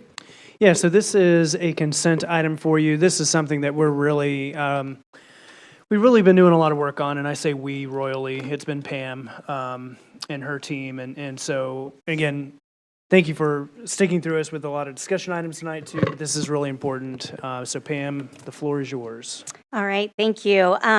So as Dr. Schumacher shared this evening, this is on the consent agenda, but we wanted to take the opportunity to just really expand and just kind of build your capacity around instructional walkthroughs, and then of course to be available to answer any questions that you would have. So for tonight, we are going to focus on the following areas: instructional walkthroughs in Shawnee Mission, the why behind instructional walkthroughs, and then how we've really utilized the 2024-2025 school year to kind of review our current practices, reflect on that, and then determine what reset might be needed moving forward into next school year. We also want to talk about the components of an effective walkthrough, and then we're going to hit on that topic of high quality instruction. So those are our areas for this evening. And so as a team, we started out this year really revisiting the benefits of classroom walkthroughs and going back to the purpose and the research behind walkthroughs. And knowing that it's really an opportunity for administrators, coaches, and teachers to observe instruction. And so the benefits that are listed here on the slide include really being able to improve instructional practices, to be able to enhance teacher morale with ongoing meaningful feedback, to strengthen that school culture, to identify areas for school improvement, and then to provide targeted professional development at a school and a district level. So after kind of going back to that why and that research and looking at those benefits, the next step was we met with our principal advisory team, and this is a team we utilized throughout the year to kind of continue to get feedback from that principal lens and to facilitate our work as we then engage the rest of our team members. So with that advisory team, we asked them, through your lens, what do you see as the why for walkthroughs? And of course, they've had experiences of walkthroughs through over the course of many school years. And so they shared that their why through their lens was to be able to cultivate that culture of learning, to impact instruction, to inform and assess the effectiveness of professional learning, and to create collaborative conversation around instructional practices. They also want to utilize the walkthroughs as a way to just support our district goals and really communicate our priorities across our system. And then it's an opportunity to really increase that visibility in the classroom, to provide feedback, coaching, and then to monitor building progress towards goals and areas they may be working on. So after revisiting research and kind of taking some insight into our why through that focus group, we then took time to review and reflect on our history with walkthroughs and then our challenges, and you can see those on the screen. In that review and reflection, we needed to determine what did we need to improve upon so that we could really utilize walkthroughs to have the impact that they were intended for. And we know that that end result is to impact student achievement. So we have a long history of walkthroughs in the district. Some things have changed over the courses of the year, but we have had that increase in principal visibility when our walkthrough tool is really functioning well. We've had opportunities in the past for some collaboration and collaborative discussion and to visit schools across the district. And the tool has been adjusted throughout that time frame. But unfortunately, along with that history came a lot of challenges at different times in different school years. One being that the tool was inconsistent for us. And that came into network issues. It was not always compatible on all devices, not always compatible in all of our schools. And because of that, our feedback to teachers was not consistent. And so that being true, then we really weren't able to use the data as well as we needed to on a district and building level. And also the platform just didn't allow us to easily review data on an ongoing basis and really make it meaningful at the building level. So we really took the time to review and reflect on that and have some conversations. So after that, we really realized a reset was needed. So as I said, we shared that why and talked through that and engaged in a lot of conversations around that purpose. And then as a part of our reset, we really wanted to be able to focus on the development of a walkthrough tool in the district while engaging our staff in that process. And so that's really where we are right now. We wanted to also be able to reset our expectations around walkthroughs, and as a part of that, we're developing an informational guidance document that's specific to Shawnee Mission, so that really has consistency with our walkthrough process. And as part of our reset, developing that walkthrough tool that's for all classrooms. So when you walk into a classroom, pre-K through 12, no matter what content area, you're able to utilize that tool to provide meaningful feedback to the teacher. We also decided that we wanted to really hone in on quality instruction that impacts student learning. And so that's the focus for the tool. But I also want to take a minute to point out that connection to KISA, which is our accreditation system. In our accreditation system, the state identifies 4 fundamentals, and those fundamentals are structured literacy, standards alignment, balanced assessment, and quality instruction.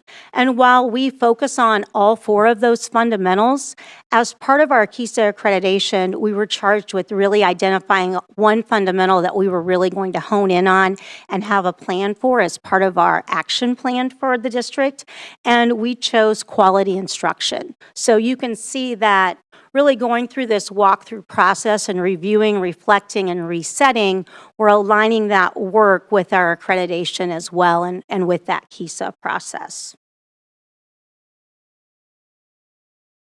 So our next question became, what are we looking for in a new platform? And these are the components that were given us feedback, especially from our principals in our buildings that over the course of the years have been primarily utilizing the tool. And so they really wanted a tool and a platform that was accessible and was very user-friendly, that had device compatibility, that if I'm on an iPad, I'm using my phone, a MacBook, all of those devices are compatible with the platform and with the walkthrough tool. We wanted reports that were easy to use with data to inform our professional learning. Really, as a principal, being able to use that data with the building leadership team on an ongoing basis, and for us also as a district to utilize that data to guide our decision-making around professional learning.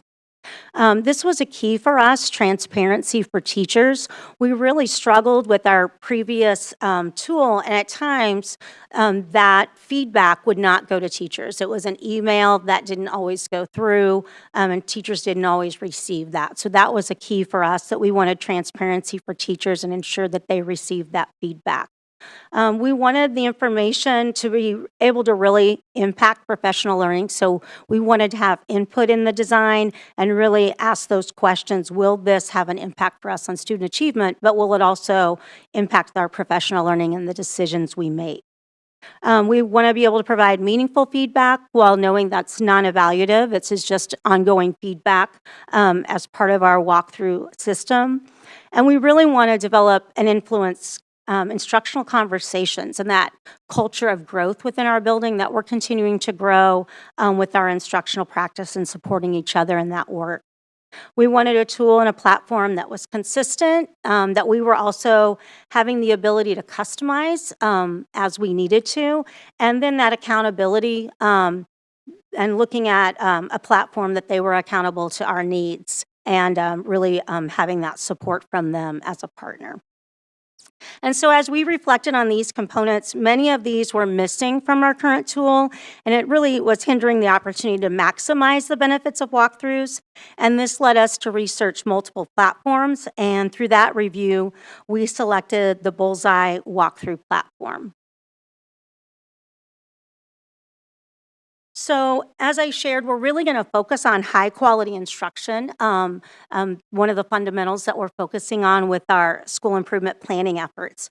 And so then it was identified that these were the areas that we would focus on as a part of high quality instruction: student engagement in learning, teacher engagement in learning, evidence of student learning, high quality instructional materials, standards driven learning, and then a positive and productive classroom environment. And so while we've identified those 6 areas of focus, our collaboration as a district is really currently around, so what does that look like in the classroom? What would student engagement in learning look like? And so that's where we're really engaging our teachers, our coaches, our principals, our C&I team, in the development of the tool. And so this work is currently taking place. It's happening with activities within our curriculum cadres, at instructional coach and principal meetings. And we also included an activity at our Superintendent Advisory Council. And this input is just really critical in designing our district tool. And again, that just really provides quality feedback and is also able to be utilized in all of our classrooms, pre-K through 12, and be meaningful. So our next steps are to take all of this input and develop that high-quality instructional district walkthrough tool, obviously doing some cross-referencing, and as I mentioned, doing some engaging of our staff, really focused in on that, and then developing that draft. That's just part of the process before we get to that final step, and then really focusing in on creating that SMSD walkthrough guidance document so that that's consistent and that communication is clear across the district. And just utilizing that to develop that culture of coaching and feedback and the conversations that we really want to have in our classrooms and with our staff. We'll also be, of course, being really consistent with providing the resources needed for that consistent information across the district and being able to answer questions and really provide the reset of what walkthroughs are and the focus of that moving forward and the impact that we can have. And really building leadership capacity through calibration sessions and providing opportunities for not just administrators to utilize a walkthrough tool, but those opportunities for teachers that should they want to be a part of that they can open their doors and allow their colleagues to observe in their classrooms and discuss that quality instruction. We have a lot of schools that over the course of the last few years have really done. You may have seen those open your classroom doors. And so a lot of them have taken advantage of that. And we really want to share those ideas and how they make that happen and really provide that opportunity across the district in our schools as a part of our reset with our walkthroughs. And then building in those quarterly building and district data discussions. So when we're in our classrooms and we're utilizing the walkthrough tool, then how does a building leadership team use that data to help drive the planning for their long-range professional learning plans in their building? And then how do we do that as a district? What are our next steps? Where do we maybe need to provide more professional learning in a certain area, or where do we need to move to and extend that next step? So this year, it's really been a great opportunity to work with the entire leadership learning team, but also to engage staff, to really work with our coaches and principals just all along the way, district leadership. This school year has just given that opportunity to just really engage so many people across the district and just to really review, reflect, and reset so that we can improve engagement, we can improve consistency, feedback, and most importantly, really provide the benefits that impact our staff and our students in the classroom. So that's an update on the walkthrough tool and that agenda item. And so I'm just more than happy to answer any questions you might have. Thank you. Yeah, before we open it up to questions, I thought it'd be helpful. Great information from Pam there, a lot of information. Just so you're aware what a walkthrough looks like, and so our community understands what a walkthrough looks like. So we will have an application on our cell phone, on our iPad, and administrators would walk into a classroom, that's where we get the name, spend a limited amount of time, 3 to 5 minutes. It's a snapshot of what that administrator sees. Pam is talking about what the rubric would look like. So we would develop a 7 to 10 question about questionnaire on what we would be looking for in that time spent in the classroom. And so an example might be the primary instructional strategy, a student interview. What are you doing today? Dr. Sinclair, what are you doing today? And what that student says. Evidence of learning, things like that. And so Pam mentioned we will never use it as an evaluation tool, but we look at it as an aggregate. So a lot of data for one building or for a district will give us a good look into how we are doing instructionally in the classroom. So it's a great discussion piece that we can use with our staff. And many schools, all schools who've used walkthroughs have found it very productive in moving teaching and learning forward. So just thought it'd be good to kind of lay the groundwork of actually what it looks like but thanks, Pam. I appreciate the quest to find the right tool. I know that the district has tried a couple of different paths, and I appreciate the persistence in trying to get the best fit possible tool-wise. So I'm going to look, are there any questions? Ms. Embry? Thank you, Pam. I just have a short question, which is, in terms of like how, I have no concept of how often these are actually happening. Are these something principals are doing once a year in a classroom, every day? Like, give me a little, I know it seems like some of that's still to be developed, but how often should I think about these as happening? Yeah, well, for an actual walkthrough tool, kind of some of, in our past practice, we have maybe set expectations of you would have 30 walkthroughs in classrooms for a quarter. Or you might have 40 walkthroughs in a classroom. Kind of, we look at that quarter, you usually don't have quite as many at the beginning of the school year, that first quarter. We kind of set that expectation. And the other piece of this is also ensuring that our administrators are visible and out in all of our classrooms. The nice thing about the Bullseye walkthrough tool, it allows principals to be able to see what classrooms have I been in, what classrooms haven't I been in. So kind of gives them, hey, I've been in hallway B into these classrooms, but I'm not getting down to hallway C as often. And so it helps track that for you to make sure that you're getting into all classrooms. But the walkthrough tool is an opportunity to provide feedback. And like Dr. Schumacher said, that's just that snapshot around that time that you're in the classroom. You're not seeing the entire lesson, but what am I seeing during this snapshot of time? Yep, Ms. Borgman. Thank you for the presentation. Absolutely. And I'll echo what my counterparts have said. Great that you're, trying to find just that sweet spot of that right tool. So when that feedback is given, is it given direct, like, are we having a conversation with? Go ahead. No, I'm sorry, I didn't mean to cut you off. That's part of our guidance document too, right? That this is a process, and so that tool is one aspect of providing walkthrough feedback. And so also that collaborative conversation is that other aspect of that as well. And one thing about the Bullseye platform is it also allows something different that we haven't had in the past, and that is two-way feedback. And so it's a great opportunity for a teacher receiving that feedback and then being able to comment back or add a picture as a follow-up. There's just a lot of different opportunities to have that feedback back and forth. Mr. Garcia. Yeah, thank you for the information. This is actually one of my absolute favorite things on social media, as influencers will do the pretend they're a principal and enter the classroom with the jangling keys and pretend I'm not here. What you here for? Eyes forward. It's one of my favorite ones, but so this is perfect. My actual question is, does it differentiate between elementary versus 7 through 12 and what our principals are able to take notes on, or does this application allow them to have I don't know, because I'm just thinking of all the instruction at K through 6 just looks slightly different because there's an array of things that are going on in the classroom. Just wanted to know if this application is suited for, all that information as well. Well, what's great about utilizing the Bullseye platform is that our tool is customizable so that we can make changes to that tool and working with them.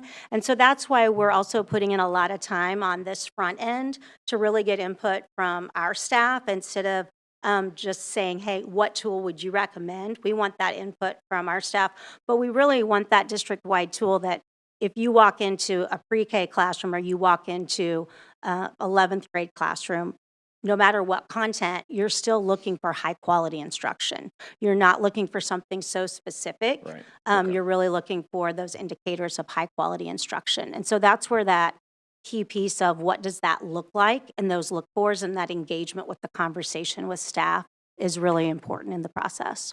And this is gauging the academic side of their job, not necessarily classroom culture or things of that nature too. Because I'm just curious from, a student's perspective, how engaging teachers might be, how to have the attention if the use of cell phone or the going away of use of cell phone in the classroom is maintained in a lesson at the high school level. I just, maybe those are all specific questions that we haven't got to yet, but.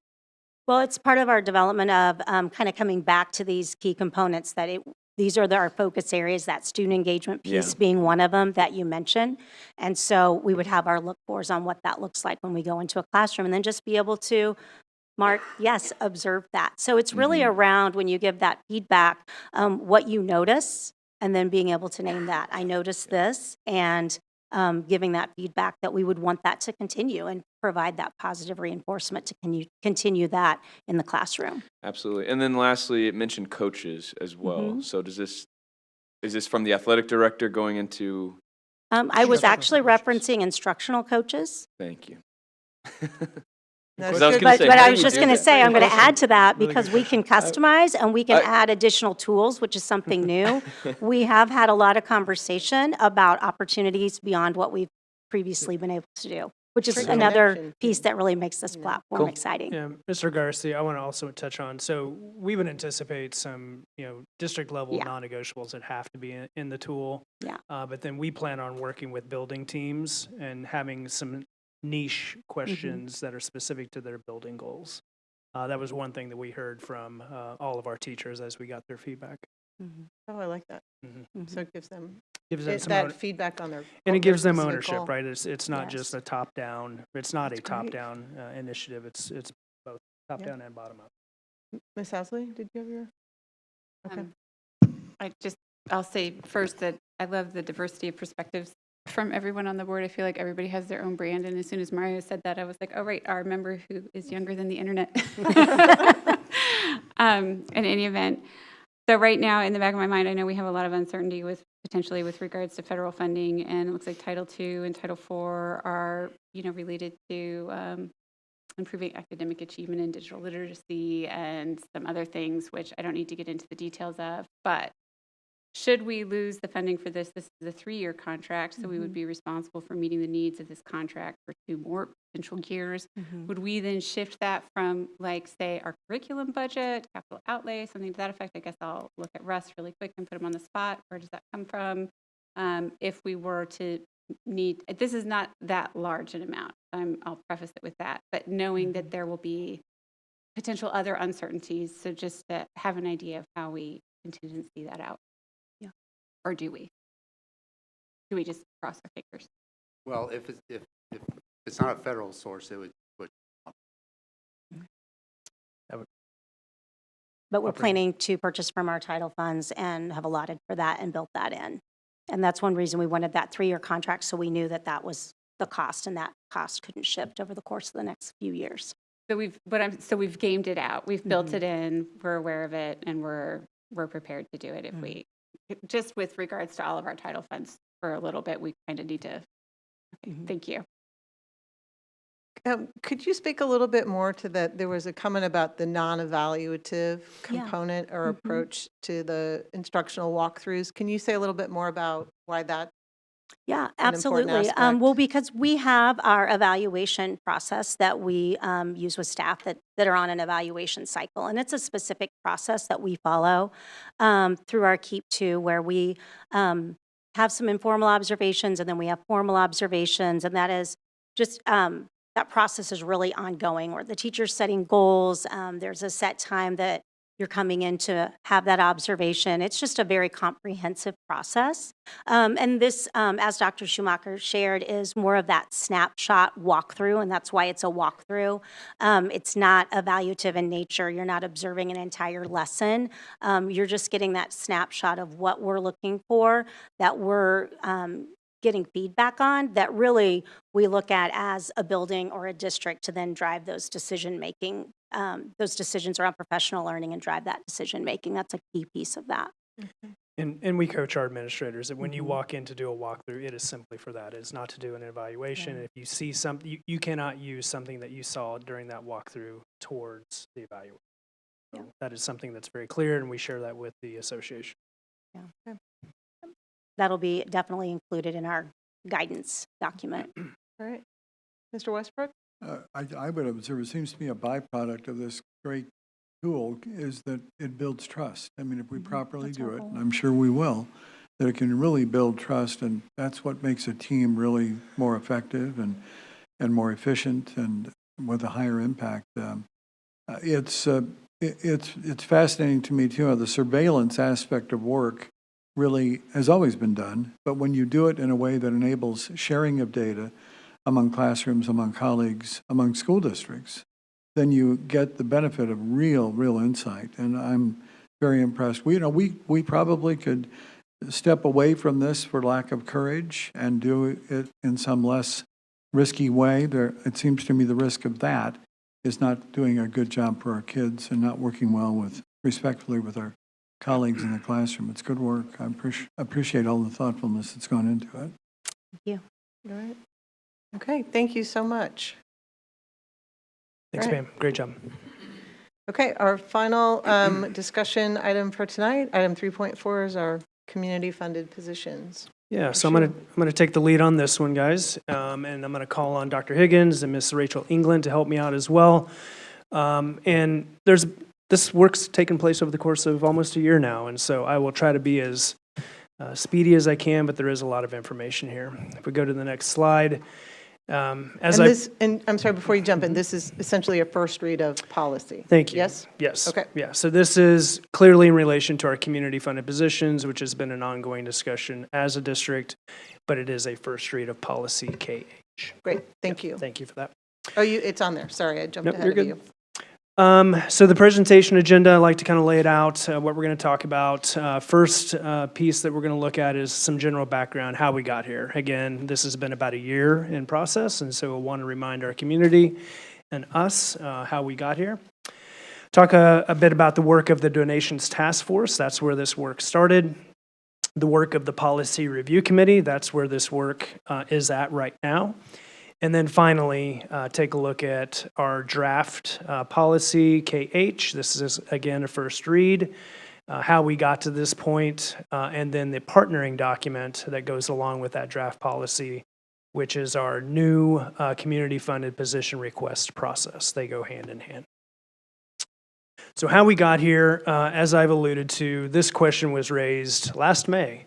At this board dais by a board member, and really the question came up around the equity of donations accepted by the board. And just so our full community understands that any monies that an individual or a group wishes for the district to use, those monies have to be accepted by the Board of Education. And so that question was raised, essentially, if I recall, around the size of the donations, the amount, and then funded positions. So for the record, just so we were operating with the same knowledge, defining what a community-funded position is. And so for us, this has been our definition. It's any position that is not identified as a need by school district administration, and then thus is not directly funded by school district funds or through grant dollars. So we, staff, based on the needs that we determine as a school district administration, and then we use our allocated funds or grant dollars to fund those positions. So community-funded positions would be none of those. Okay? Historically, the district has allowed for schools to support these community-funded positions at their home school. And what we determined through this work over the course of the last year is that policy KH is the policy that most directly would impact these community-funded positions. So, the work of the Donations Task Force. Last spring, again, this board established that task force to look specifically at community-funded positions. It was chaired by Ms. Hembry. Mr. Westbrook and Ms. Borgman assisted and volunteered and assisted in that task force. And right away, they established the following purpose statement, and I think it's important for a reminder what that purpose statement was. And it was to provide policy guidance for administrators and the Board of Education to ensure gifts, donations, and bequests support SMSD's mission of equal opportunity to a high-quality educational experience, regardless of a student's address or the economics of the community in which the student resides. So that was their guiding statement. They met over the course of last summer, June, July, and August, and district administration assisted them with their work. There was a lot of discussion that took place, but essentially I boiled it down to these 3 bullets, and I apologize if I missed something, but I think this captures it. A lot of time was spent looking at community donations that schools were receiving, how much those donations were, and specifically which schools and which feeder patterns were receiving the bulk of those donations. We looked at staffing guidelines in the SMSD, and so how do we staff here from a district administrative standpoint at all levels and all positions. And then we additionally took a look at other school districts' policies and practice, if there were some. And what we found is that Shawnee Mission was very unique in the fact that we allowed community-funded positions. So that task force did make a recommendation, and guys, a lot of this is just so that we remind ourselves of how we got here. At the August 26th board meeting, they made a recommendation, and their supporting documents are in board docs, so in case our community wants to view what that was. Their recommendation was four-pronged. It was to focus on community-funded positions.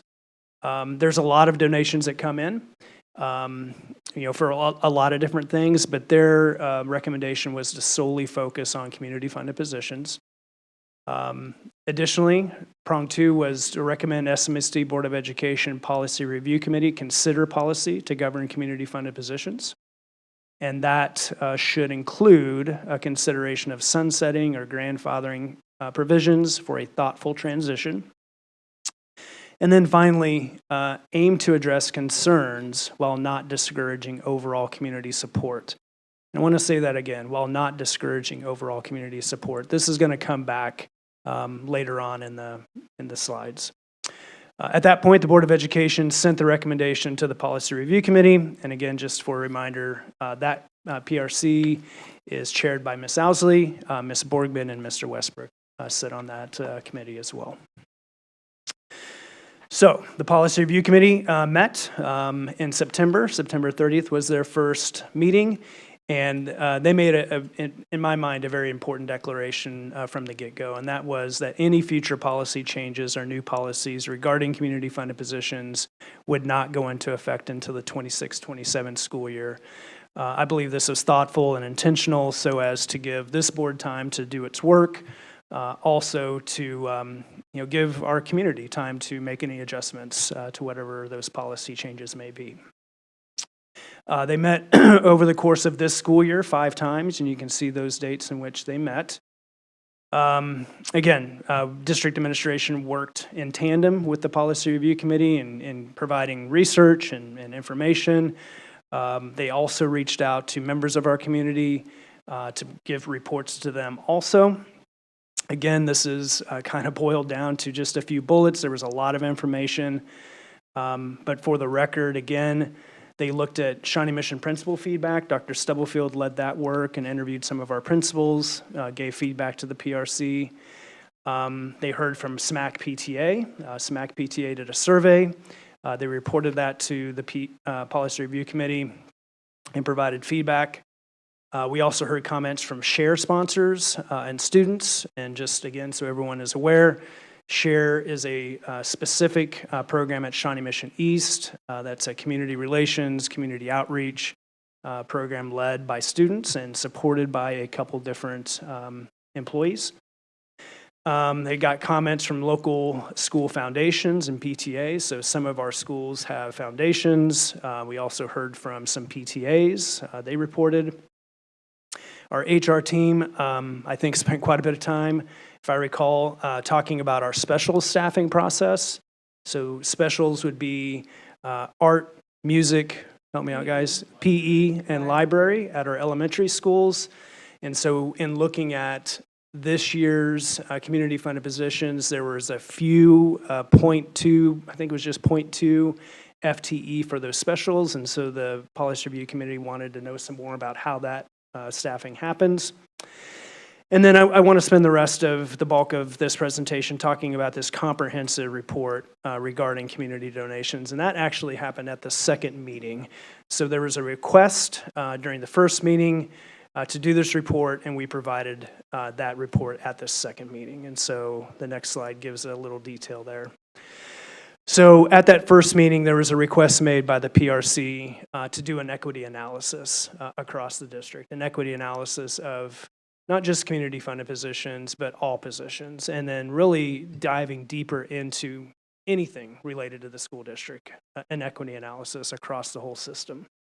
We quickly found out that we tried, but the task was too large for us to undertake. but we did provide what we think was a comprehensive report. In that report, we tried to show that, and I believe that we did, is that the district takes a deep look at equity when doing all staffing across the district. We talked about all of the systems that we have in place, the data that we take a look at to support a thoughtful, equitable approach to staffing across the whole system. And so general education staffing, special education, federal title staffing, you name it, we tried to show, and I think we did, how we do that. We also took into account grant-funded positions. So these would be positions that we request, from the federal government or other grants. And so good examples might be ESSER positions. I mean, that was a grant. Those are grant positions. Or there's help me out, guys, a K-State college advisor. So that's a grant that we write for. And so, again, thinking through that equity lens there. And then we talked about community-funded positions. And just to be real clear and real frank, many of us weren't here in 2001. So we had to really dig back and find out when these community-funded positions began. And to the best of our knowledge, they started in 2001. And this report details kind of how that occurred. We took a look at the various positions that have been in existence with community-funded positions over the course of those years. And you can see some of those there. So counselors, instructional coaches, all of those different positions. We also took a look at a year-over-year breakdown of the FTE impact for community-funded positions. The high year was 13-14 at 14 FTE, and this year actually was the low year at 6.5. And again, that's all in the report. So in wrapping up the breakdown of that report, I do want to land on the problem statement that the team came up with, the findings and considerations, and then a final consideration that led to our discussion tonight. So the problem statement that the team came up with was that high-quality school systems always have the assistance of a supportive community, and Shawnee Mission is no different. We rely on our community to do the work of our schools and to support our mission. And so, I mean, we have those listed there. Shawnee Mission Education Foundation, PTAs, booster clubs, you name it, we rely on that support. The last paragraph, I think, spells out, in addition to that support, what we need to take into consideration. And the most notable difference that we found with community-funded positions is that unlike all other human resource allocations that we described, that we do look through that equity lens, that we need to establish a prioritized need and include measurable goals to allow for parties to determine whether the action had the desired effect on the student staff outcomes. So that graphic is our attempt to try to explain in a graphic representation how our SMSD staffing process relates to community-funded positions. So in that blue area is what I've been describing as our locus of control.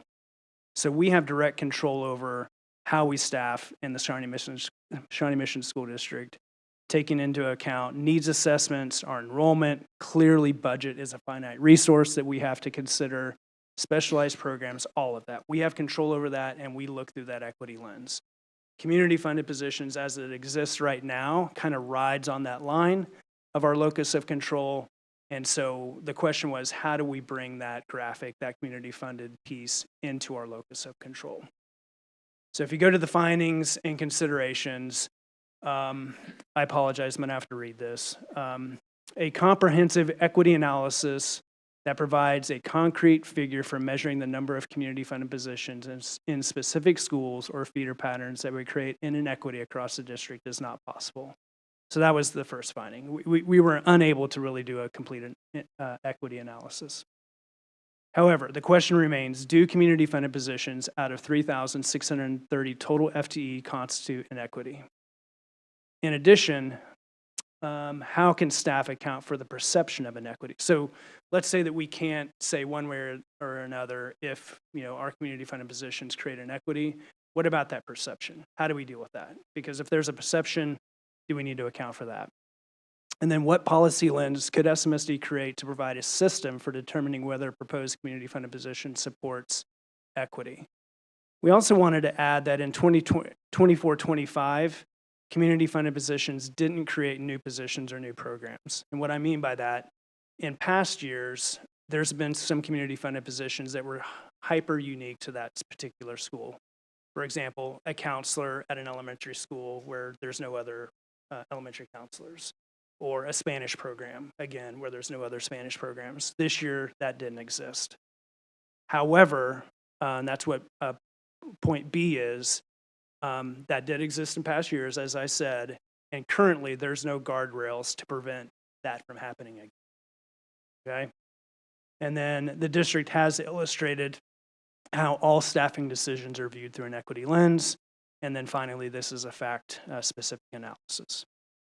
Having said all that, that's a mouthful, I know. The final consideration was, and this was the question we asked the Policy Review Committee, that given those findings that we just discussed, our reliance on community support and the acceptance that community support is ubiquitous, should the district develop a process with guardrails that could allow for community-funded positions on a limited basis that also ensures consistency of staffing through an equity lens across the entire system.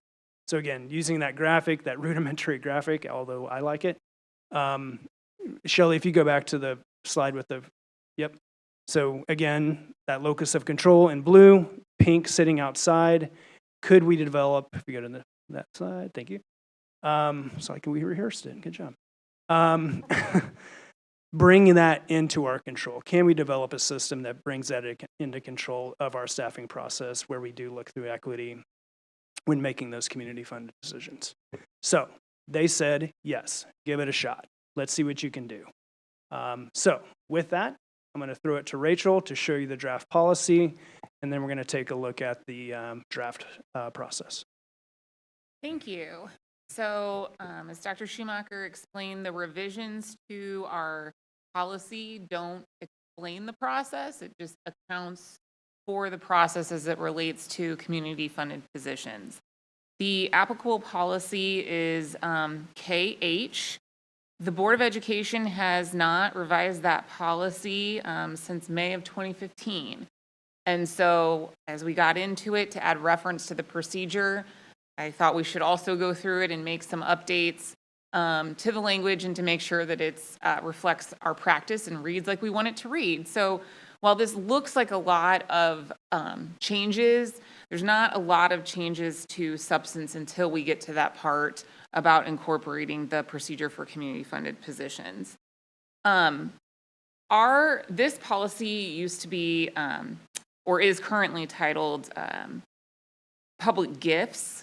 And as I revised it, I thought that the more appropriate term and the most commonly used word would be donations. And I think that's how it's used when the board reviews and considers those. And so we changed the title of the policy to be donations, gifts, and bequests. And then in section A, that section defines what we are talking about in this policy. And it specifically states that donations, gifts, bequests to the school district, whether to an individual school or the district as a whole, are going to be referred to as donations for purposes of this policy. There are some exceptions from what we consider to be a donation that's set forth in 1 through 4. Those have stayed the same in substance, but we've made a couple changes. For example, in number 2, we have a provision that says money or property valued at a certain low amount is not going to be considered a donation.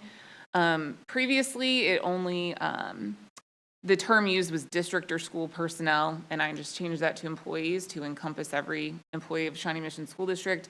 The dollar limit amount was $200, and I thought it would be appropriate to raise that to $250, given that it's 2 years later, and just doing some quick math in my head about what kind of gifts the teacher might get at Teacher Appreciation Month, those sorts of things. Number 3 specifies that awards earned from any source aren't going to be considered a donation to a school or to the district. And then number 4 specifies that consumable materials like planners that are handed out to students are not a donation. Section B sets forth our general standards for acceptance of donations. All of the changes On 1 through 4, we're just to replace the word gift with donation. So nothing in substance changes there. Section C is the section that directs that technology gifts should be approved by our executive director of ICT, and donations for improvements to property should be approved by our facility director, and I needed to update some titles in that provision, so I went ahead and did that. Section E is just a rule that says funds donated to purchase specific items should be spent solely for that purpose. And then Section F sort of outlines our chain of approval. And so prior to making a recommendation to accept a gift, if you're a building principal or a district administrator, you need to consult with the appropriate deputy or associate superintendent. That's essentially so that we're not making decisions in a silo and we're talking to somebody else about the proposed donation. Section G outlines the procedure to accept donations. And as we looked through this, we didn't think that it was sufficiently clear that the board is the entity that accepts donations. And so we wanted to clarify that. And so we added a sentence at the outset that said, while a principal or a district administrator may recommend, it is the Board of Education that approves donations, and they use the process outlined in this policy. As we go down, number 1 directs that if you're going to donate to an individual school, you direct that to the principal. If you're going to donate to the district as a whole, that goes to a district administrator. Section 2 states that before recommending that the board approve a gift, they need to go back and look up at our donation standards. Again, we haven't changed those standards, but it references that those are the standards by which we evaluate donations. And then again, A and B were revised just to, again, make it clear that the administration is making a recommendation and the board is the one that makes the decision. And then it sets out that if a donation is not accepted, we will be communicating that to the donor so that they know. Is there a question? No. Okay. We go down to number 3. And that is the exception from the donation policy. So these are certain things that a building principal or district administrator can accept without going through the process of board approval. And that is donations from PTAs and booster clubs that comply with our donation standards, and donations from any source valued at $500 or less, again, that complies with the standard. Okay, so when we get down to what we were actually trying to do with this policy, which is to address community-funded positions, that is Section 4. And the first part of Section 4 sets apart, in terms of community-funded positions, what we will not accept. And so the first sentence is that, in general, the district does not accept funds for full-time or part-time staff positions. It then goes on to state more specifically that donations to hire regular classroom teachers or special education teachers will not be accepted. The next sentence is a may sentence, and it says that donations to higher staff positions at schools at the same, oh, I'm sorry, I skipped ahead. This, the third sentence also references things that donations that will not be accepted, and that's to higher staff positions at schools at the same level currently don't have. Those will not be accepted. Dr. Schumacher referenced that earlier. The next sentence is the may sentence, and that goes on to say that if an organization or individual would like to donate funds, they must complete an application, which is approved by the school principal that provides information. And so what that sentence is saying is that if you would like to donate for a position that is not a regular classroom teacher, that is not a special education teacher, and that is not a position that schools at the same level don't have, then you may go through this application process. That provision goes on to state that the proposal will be evaluated through a process established by the superintendent or designee, and the superintendent or designee will make a determination as to whether to recommend that the Board of Education approve acceptance of donated funds for the proposed position for a specific school year. So this envisions that the approval would be school year by school year and not in perpetuity. And then the last sentences address what will happen if approved.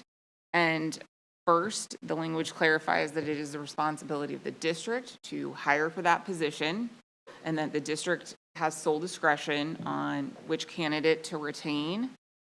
And then the last sentence specifies what will happen if for any reason that employee separates from the district during the school year. And what it states is that any unused portion of the funds will be allocated to other district needs after consulting with the donor. And then the remaining revisions in the policy, again, are just to change the word gift to donation. I think we can move on now to the procedure established that's referenced in the policy. What you guys see here is the application process that will accompany Board Policy KH. So a lot of similar information from that, that guiding document that was created. Here is the actual application process, or the actual application, I guess, that would be filled out by whatever donor organization, individual that is seeking that community-funded position. What we really tried to do within this application was, you'll see that there's kind of 7 prompts down towards the middle of it. As we look at the next part of the process, those 7 prompts there are will be kind of addressed and scored during our review process. So we really wanted to, just like our teachers do with our students, we want to make sure they know what they're going to be assessed on, and provide that information on the front part of the application process. There is some commentary at the bottom of the application that would help applicants give some background information regarding to building principals and who they speak with as they're coming up with their budget process, going through the budget process, and then also if there are questions that arise during the process, where those questions can be, where they can go to. We then go to the actual review process. So once someone submits the application, then what? That is where this process comes into play. It is a 4-step process. This process, I will say on the outset, was very much a collaborative effort put together by a number of people, number of perspectives, number of lenses. And so the first 2 steps in this process aim to reiterate part of the policy, specifically step G4 within policy KH. So step 1 is, does the requested position exist at other schools at the same level, and is it in alignment with the job description of that position? So as the policy states, if that position does not exist at other schools, we're not moving forward. So that is step 1, just reiterating that this position doesn't exist at other schools. Step 2 is the staffing model for the requested position based on a set FTE number budgeted by the district and dispersed across all schools. If the answer to that is no, that means that it is following the staffing process that we use for general and special education teachers, and thus that we would end the process right there as well. Again, following step G4 within the policy, that we're not community funding for general education and special education processes or teachers, because HR has a distinct process that we use to do that. So assuming that steps 1 and step 2 are both yeses, and we then go to step 3. As we were designing this process, we really wanted to incorporate both a qualitative and quantitative approach that would allow us to score the application, I guess you could say. Step 3 attempts to do that.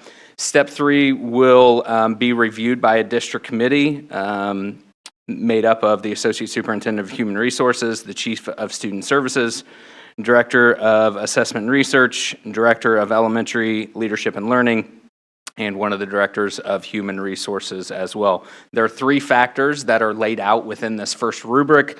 with each of those factors receiving a score of 0 to 3. The first factor there is a qualitative approach around alignment with school district goals, the proposal being aligned with those school and district goals.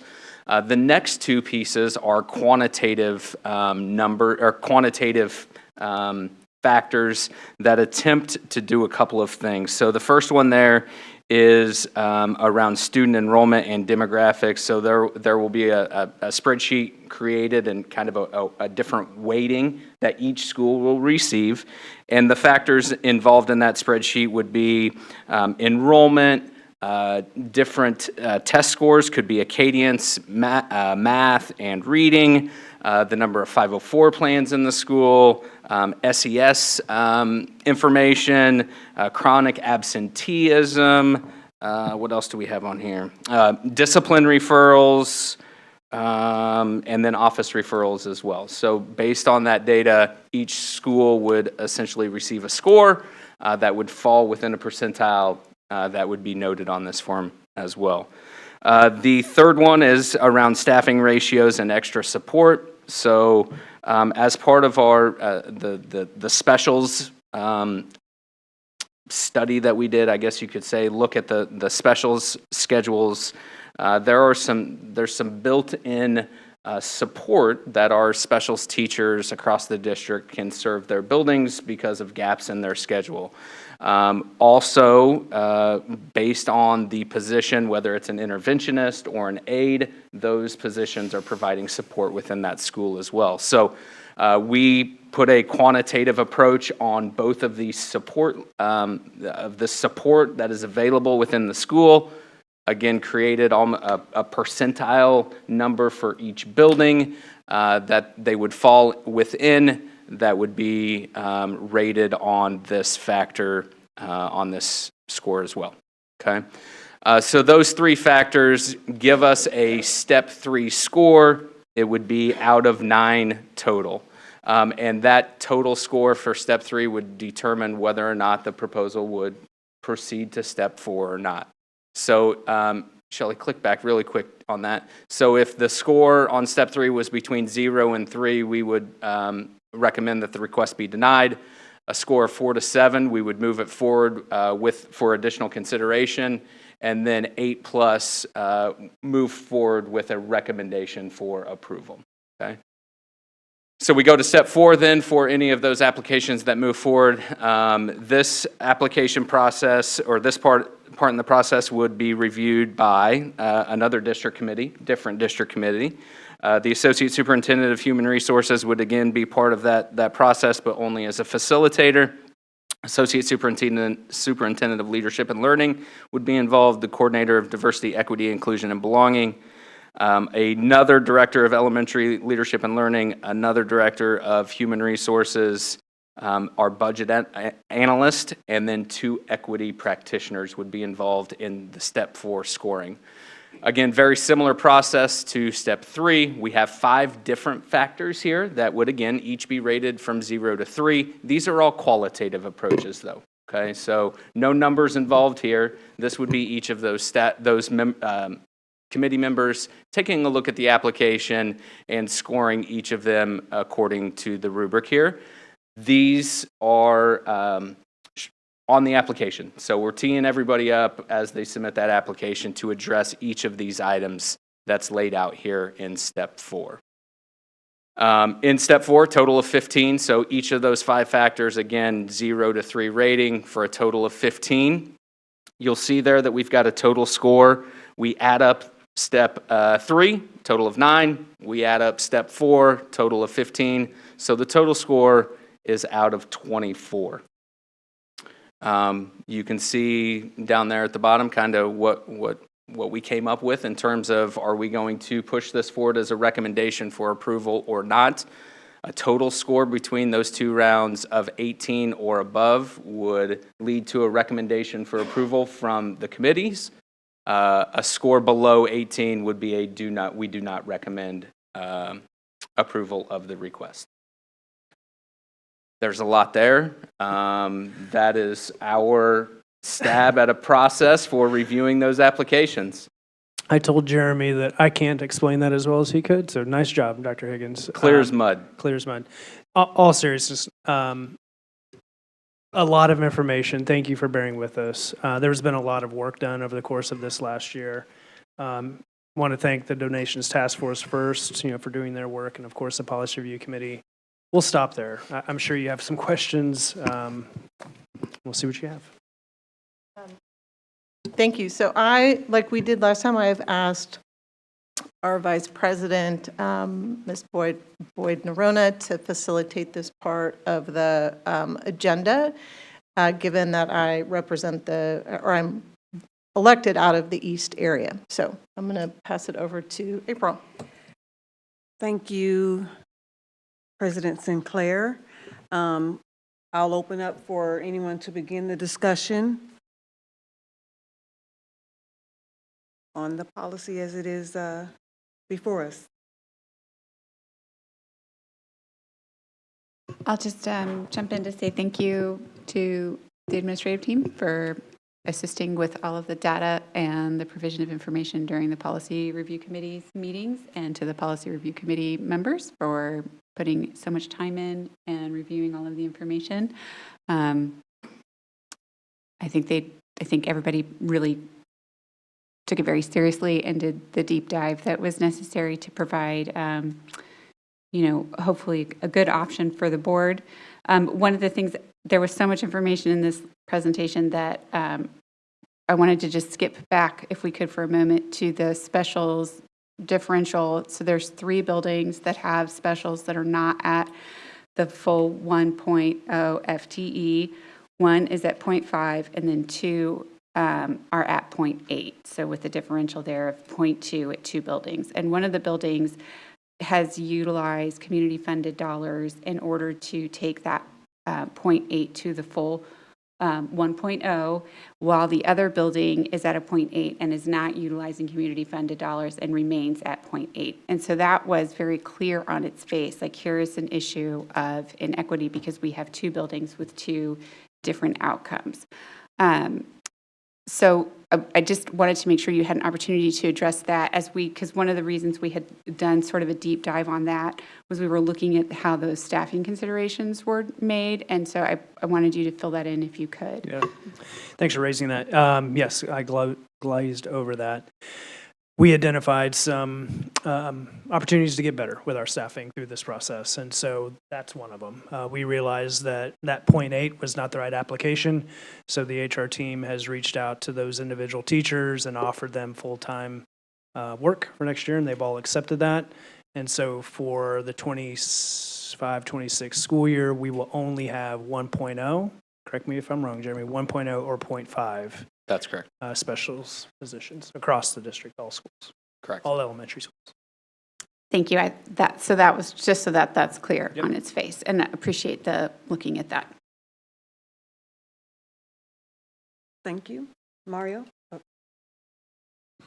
I think you might have done this at one of our last board meetings when we're discussing this, but I feel like a lot of this will start, this proposed, actually even just in general, it all starts with the building needs assessment. And I very much so value the work that you all put in to do that, because we're not the ones doing those walkthroughs. Our community members aren't doing the walkthroughs as well. But just for the sake of our community understanding those building needs assessment, can you provide a brief summary of what those look like? And maybe it can't be brief, but just some more information just so that people know, when y'all are going into each of our buildings to better understand the needs that are there, just what that might look like. Yeah, so it's a multi-pronged approach, and thank you for the question. It starts at the building level, local level, with our building principals. We give them some guiding questions to go through with their staff as to what those needs are that they can identify for the next school year. So it starts with the principal, their building leadership team. They will then branch out to their support groups, and so that would be PTAs, site councils, or other advisory groups that they may have. Then Leadership and Learning has a process in place in which they are evaluated by their directors. So we give some feedback from that point as well. It then comes to the Board of Education for you, to review what those needs assessments are. and then we use it from a district perspective to make those staffing decisions for the next school year. Again, we have to mention this every single time. Budget is that finite resource that, we cannot honor every single need that buildings will identify, but we take those needs assessments very, very seriously as we're making those budget and staffing decisions each year.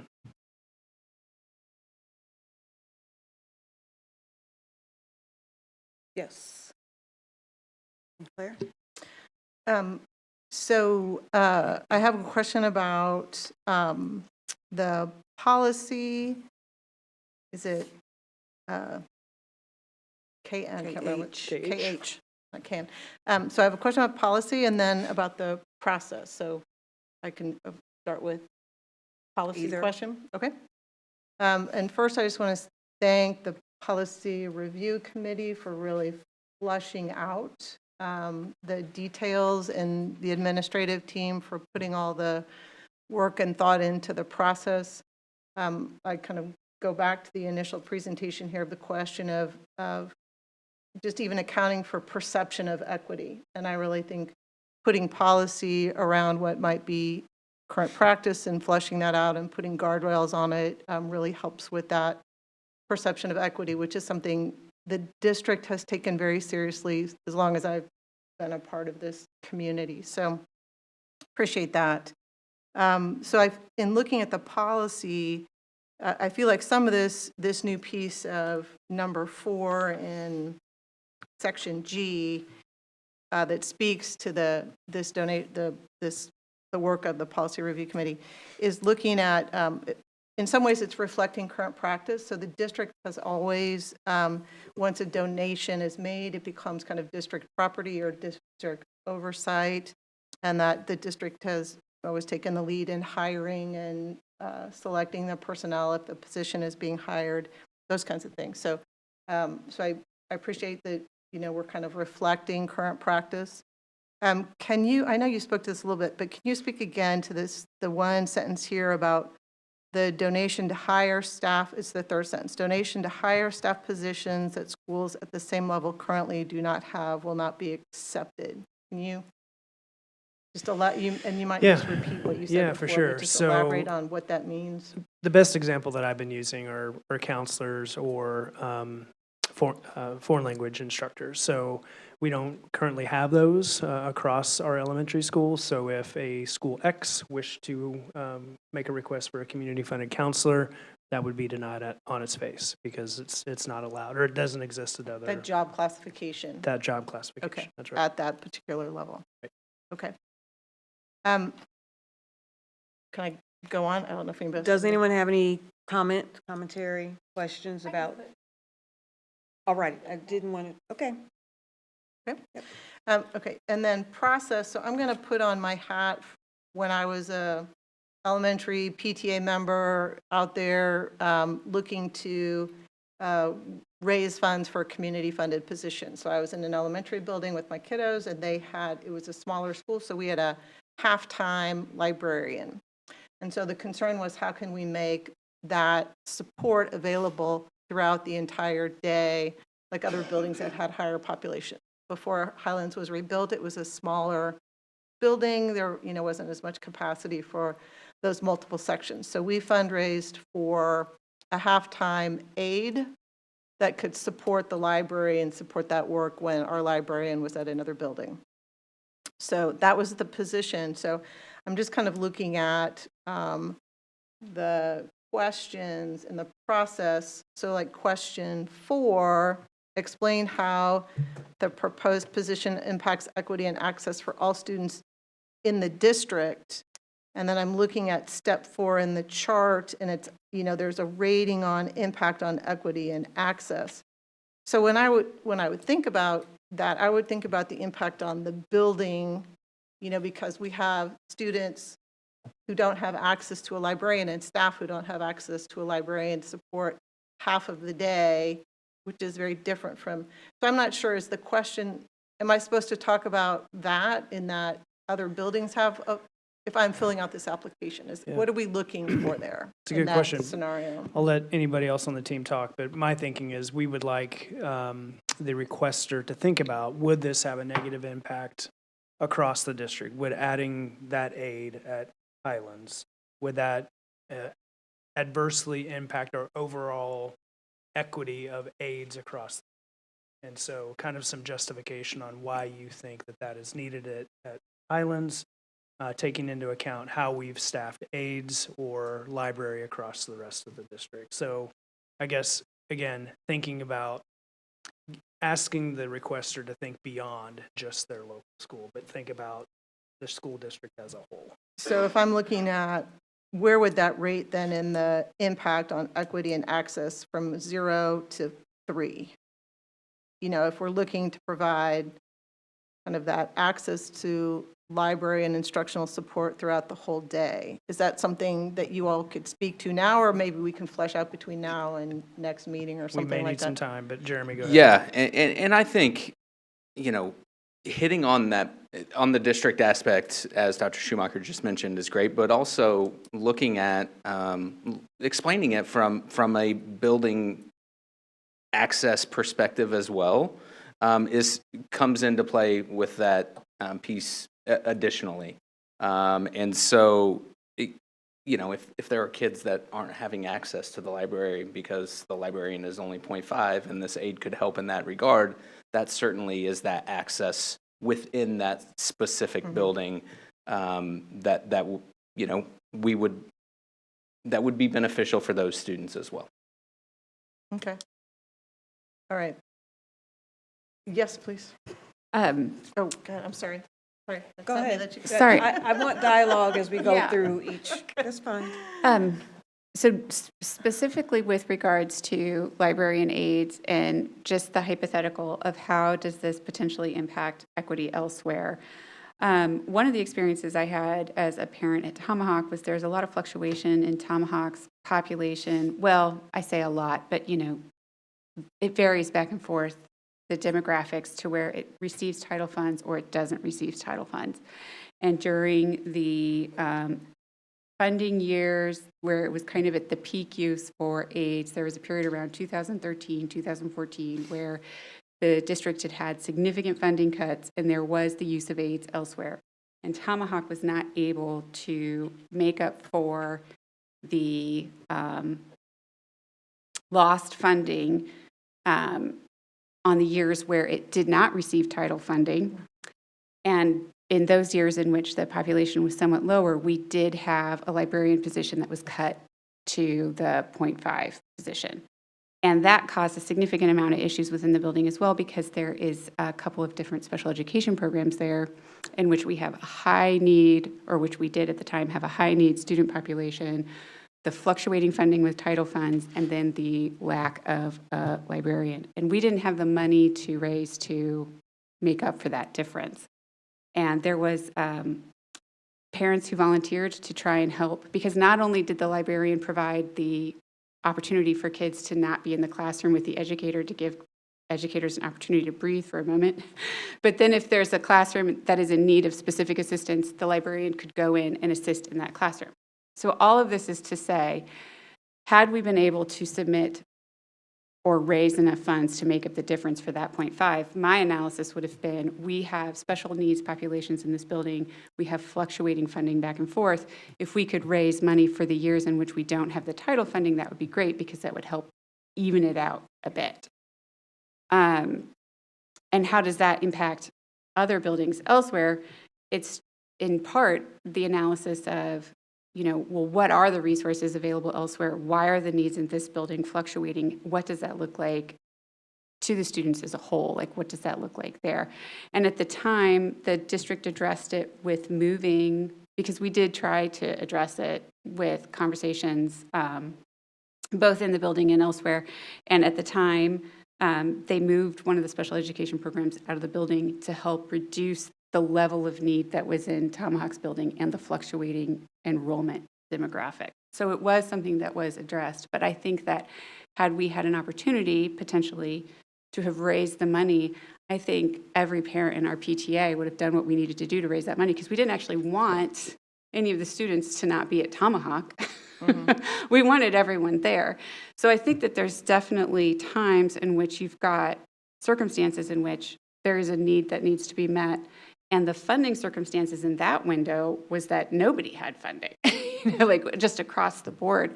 And so having the flexibility to do the analysis and then make the ask while providing the information supporting the analysis, I think is a really, even if it ends up being an unsuccessful ask, it helps the district administrative team look at what is going on the ground there through the nuanced lens of the parents who've provided the presentation.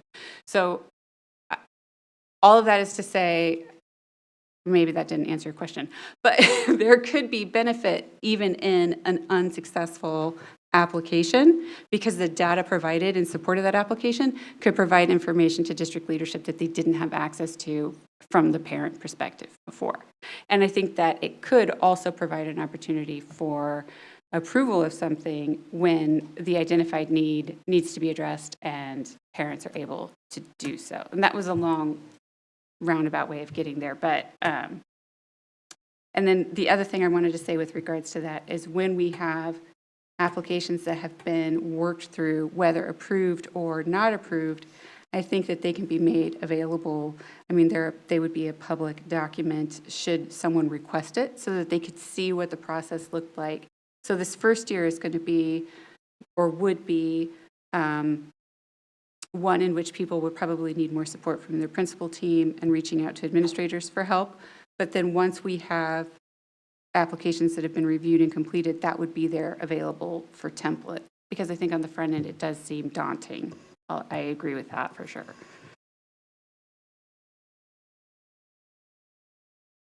Any comment, discussion from anyone who has not spoken that may want to include dialogue at this time? David? Yeah, I really appreciate what you just shared, Ms. Osley. I think that it was not lengthy because it was inefficient, or it was very important, I think, to understand that history. I really admire the hard work that's been done here, and I think we have to acknowledge that, and forgive me for being glib, but democracy is protected by bureaucracy, and it can be inhibited by bureaucracy. But this is a process that people are asked to go through, and the way it's written here, I think, they exercise some discipline to think not only about what the needs of the kids are in a certain school, but how those needs might be similarly expressed elsewhere. And if we're going to fund those needs in that particular school, are those needs over and above the standards of Shawnee Mission education, or are they needs that can be met by Shawnee Mission's standards of education? And so I think this requires disciplined thinking, and it is hard work. But if we're not careful, I think, can make innocent, enthusiastic decisions about taking care of kids in one place and unknowingly create a new standard that is going to be difficult for us to finance locally. Either we won't be able to because of the finance formula, or we won't be able to afford it ubiquitously. And it can get us into challenges with the legislature. So I said that before, I'll say it again. I think it continues to be an issue that we have to address here. But the discipline of doing this, I think, helps us identify also maybe there are needs that we're not meeting correctly, and that those needs will surface through this process. And they'll surface at the building, starting at the building, not starting here. And I like that. So there can be an unintended benefit of this process, I think, which is to add more information that we have to consider as we're looking at opportunities to improve education everywhere.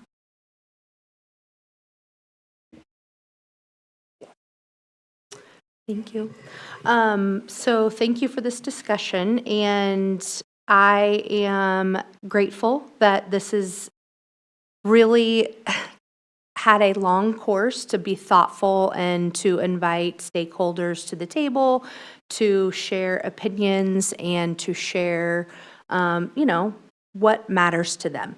And, as I said earlier at a previous meeting, when you are elected to the Board of Education, it was definitely imparted on me that you are not just representing your one feeder pattern, you're representing all students. And so I've really tried to look at this from every sort of area, right, that's involved in community-funded positions and the inequity piece, or, just, again, the fairness of this. And so I think in trying to, and listening to the stakeholders that, have been so passionate about community-funded positions and just the special things that, some of these positions have brought to their schools that make their schools their own.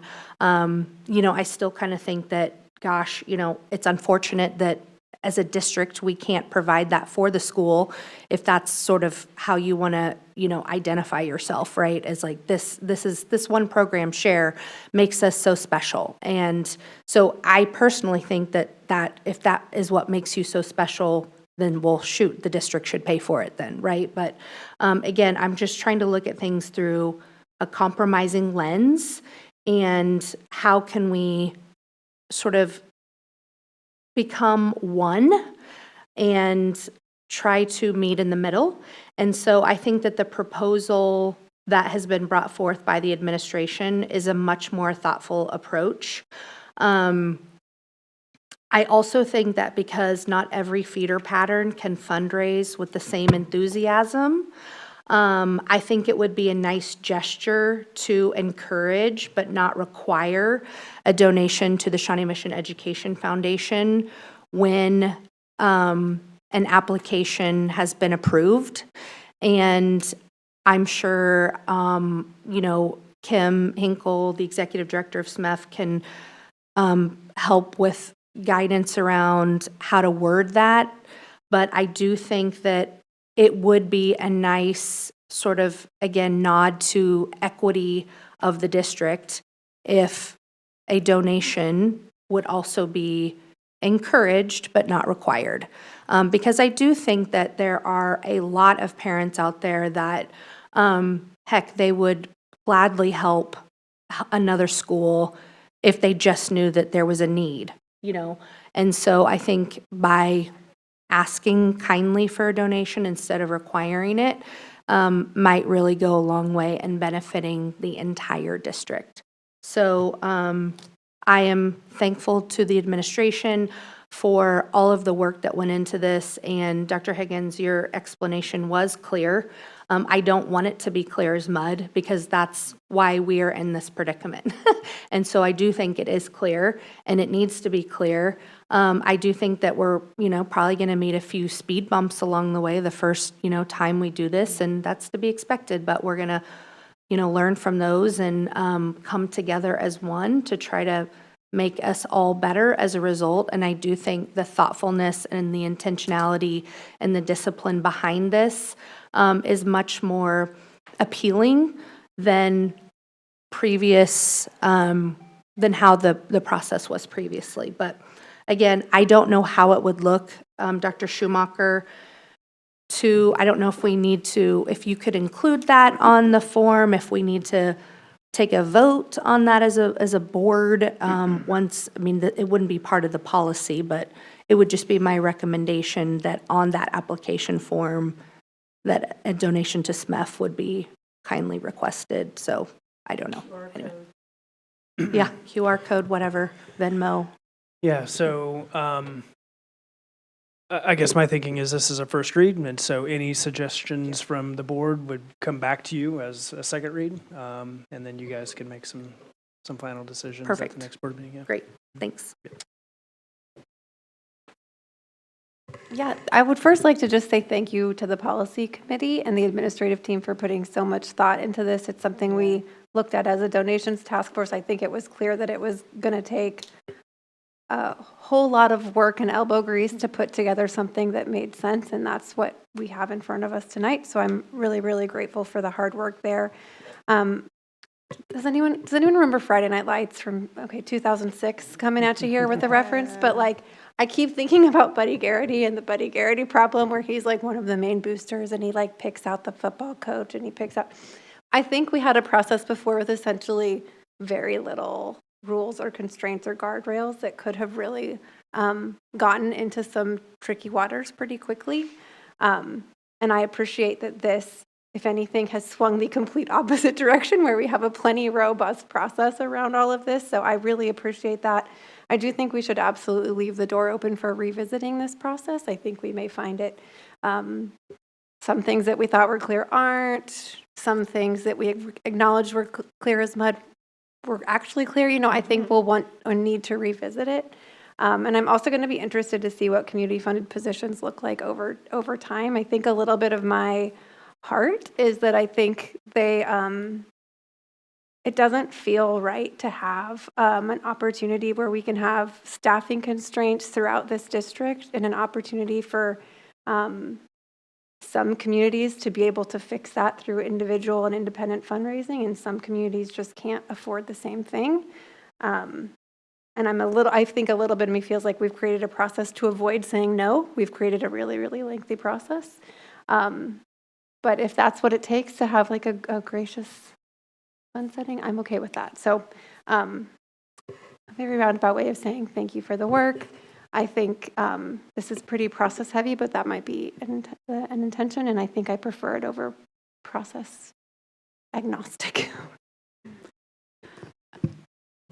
So I just want to add to one of the things that was part of the initial equity report that we had requested from the administrative team, and shout out to Dr. Grumman and all of his efforts to do his best to get something really tangible and cohesive over a very large topic, was that each of our 5 feeder patterns do really have the same allocation with regards to like number of staffing at buildings. And we have different programs that have popped up in each of the 5 feeder patterns related to the specific interests or passions within that community. So one of the things that came up was that there are a couple of languages at South that aren't offered at other buildings, and that is in part because the South community has prioritized that, and so they carve that out of their, it's not a flexible spending account, but for some reason that's the Allocated FTE.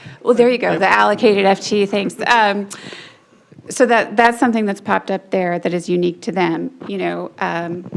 Northwest has an IB program, East has an IB program, South has an advanced placement courses. Like there's different things in different buildings that have, if that is something that community focuses on, I'm pretty sure the IB program at Northwest, there's a teacher there who's like, this is the program. They have that driving personality.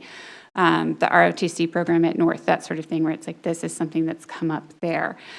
But that is separate from this to a certain extent because that's already baked into that community. And there are ways within how we allocate those dollars on the flexible end of things to where if there is a passion within that community for that, that can bubble up and students and teachers and community members can go to their principal and say, we really want to prioritize this. We really want to make this a part of what we do here. And that flexibility is built in to a certain extent already. Because one of the things that comes up is, well, how do you have this here and we don't have this here? Or why is that available there and it's not available here? And so that explains some of that, is because that became a priority of that community that way. And then another thing is that there are kids who transfer to the buildings to get those opportunities. So there are kids who went to South when Latin was no longer available at East because they wanted to be able to make sure that they had access to the Latin program. All of this is to say that might not be something that people understand just because we don't all travel in and out of the buildings to understand that part of it, but that is not necessarily related to a community-funded position issue.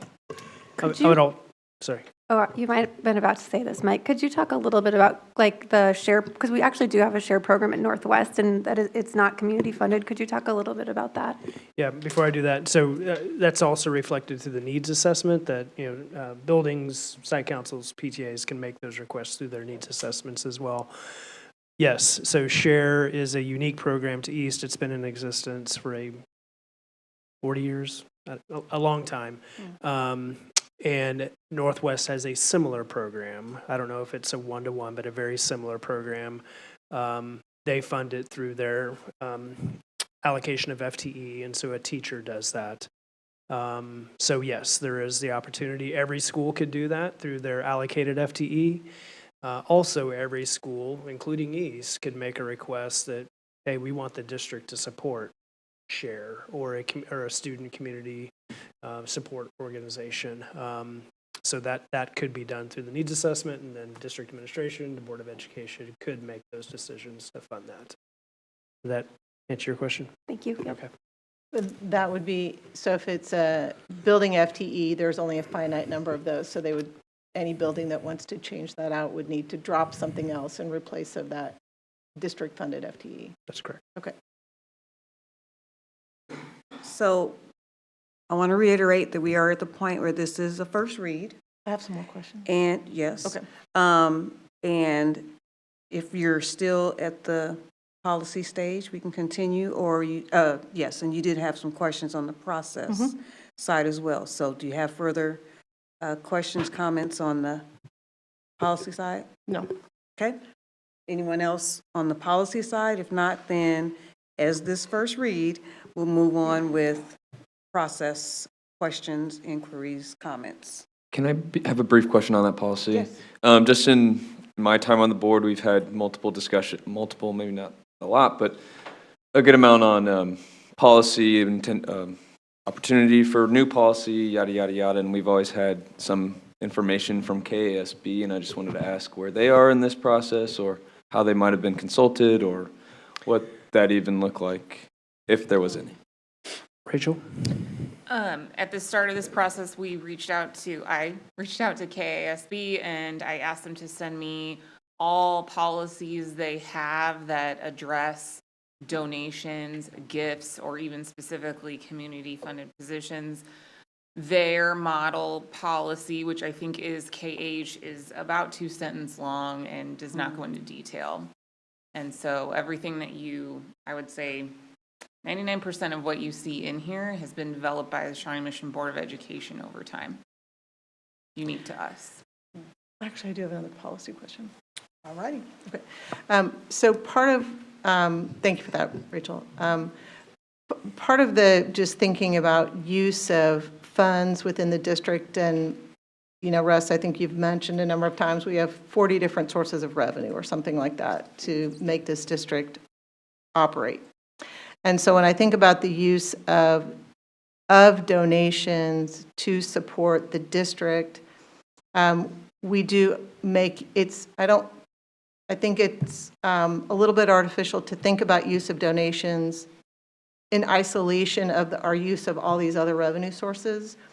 And so when I think about use of grant funds, which are not state, that's kind of a separate pot. You think about grant funds. So we have, we allocate our resources with equity that is need-based, needs-driven. And so we start with those high school attendance areas or middle school or elementary that have more demonstrated need, which tends not to be within the East feeder pattern because of financial differences within some of those communities. And so those grant resources go to non-East schools, right? They go to like the 4 high school counselors that you mentioned. Those are grant-funded positions that go to 4 out of the 5 high schools.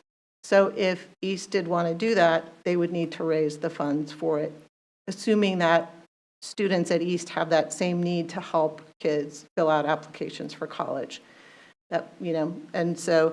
And then I think about the use of caring for kids. So as we're allocating the use of our resources in our community, again, we are very intentional about meeting the needs and using those needs-based assessments to drive where our resources go. And so if you look at the use of in-kind support for caring for kids, 8 of the buildings are from West, 7 are from North, 4 are from South, 4 are from Northwest, and 1 is from East. And that was Tomahawk.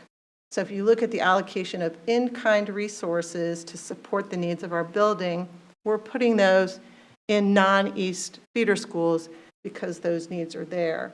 And so, thinking about how we support our kids in need, they're not always wealth-driven, but that tends to be how those needs are correlated. Kids who are living in poverty have more barriers to learning.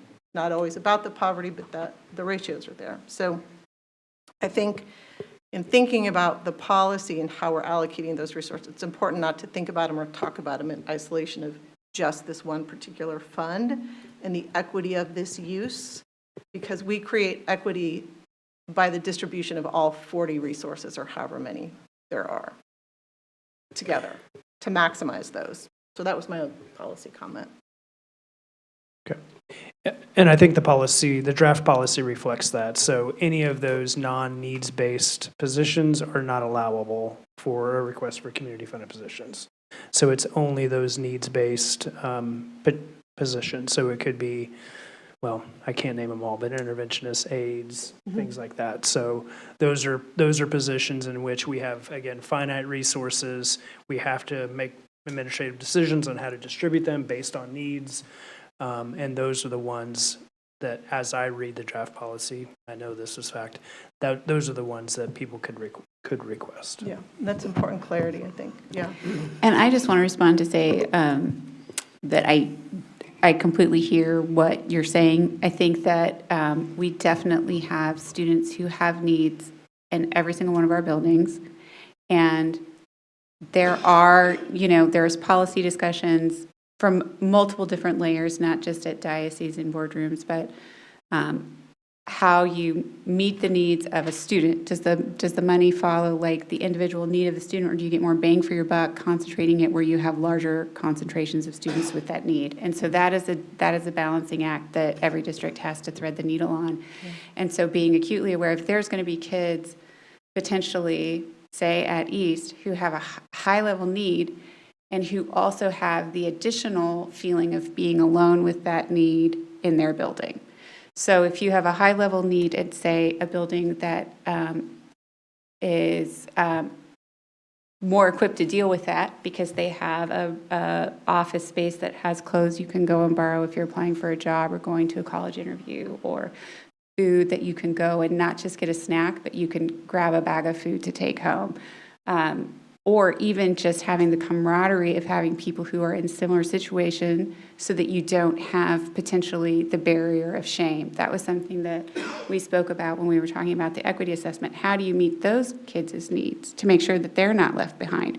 Because I hear the concern from some of the folks in the East area, and they say, well, we too have kids with needs. It's just a smaller percentage, and we don't want them to be forgotten either. And so I do want us to be aware of that and to pay attention to that. Like each of our buildings has a need that is probably at some point going to go unmet. And how do we do our best to catch that? And so hopefully, at least with this opportunity, there's a chance to explore that or to put that out and say, we've got a population here that needs to have a need met, but it doesn't rise to the level of, maybe these other buildings where we're going to be able to catch it in another way. So I didn't want to skip over your comment as if we didn't consider it, because it has merit and it has weight. And I think if you look at where the community funded positions were concentrated during the time of high need, during those critical years in which there was funding cuts, I think if you look at the overlap of the needs in those buildings, a lot of them had other programming that caused potential needs in the building, like special education needs or behavioral health needs, or I know in one of the buildings where there was a counselor position that was funded by parents, that there had been a tragedy within that community, and it was one of the ways that family had decided to try and cope with the loss. And so they knew that their own child would need access to that counselor, and so they funded a counselor for the building.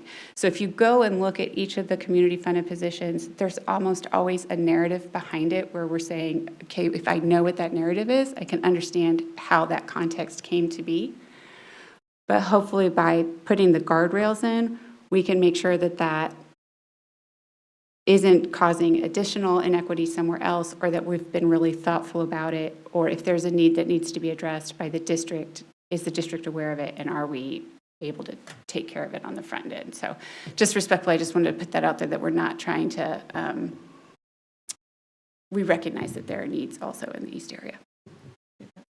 I would also just highlight, I think one of the things that really stood out to me with the donations task force was how thoughtful our team is about allocating staff resources, that it's not, it would be a kind of gross oversimplification to say, we look at the underlying poverty status of the community and use that to decide staffing patterns. It's actually based on so many things. It's based on buildings needs assessment, actual outcome data at the building level, even things like transitions of leadership and churn in the student population, IEP severity. Like, I was really impressed by how thoughtful our team is about staff allocations, and it is so much more complicated than like, oh, here's your poverty level, here's your number of Right. aides. So very well done. Appreciate you calling that out. Yeah, it's very intentional. Yeah. Or even making the hard decisions of closing buildings historically through the district. I think Shawnee Mission, I think it's a really hard thing for districts to do.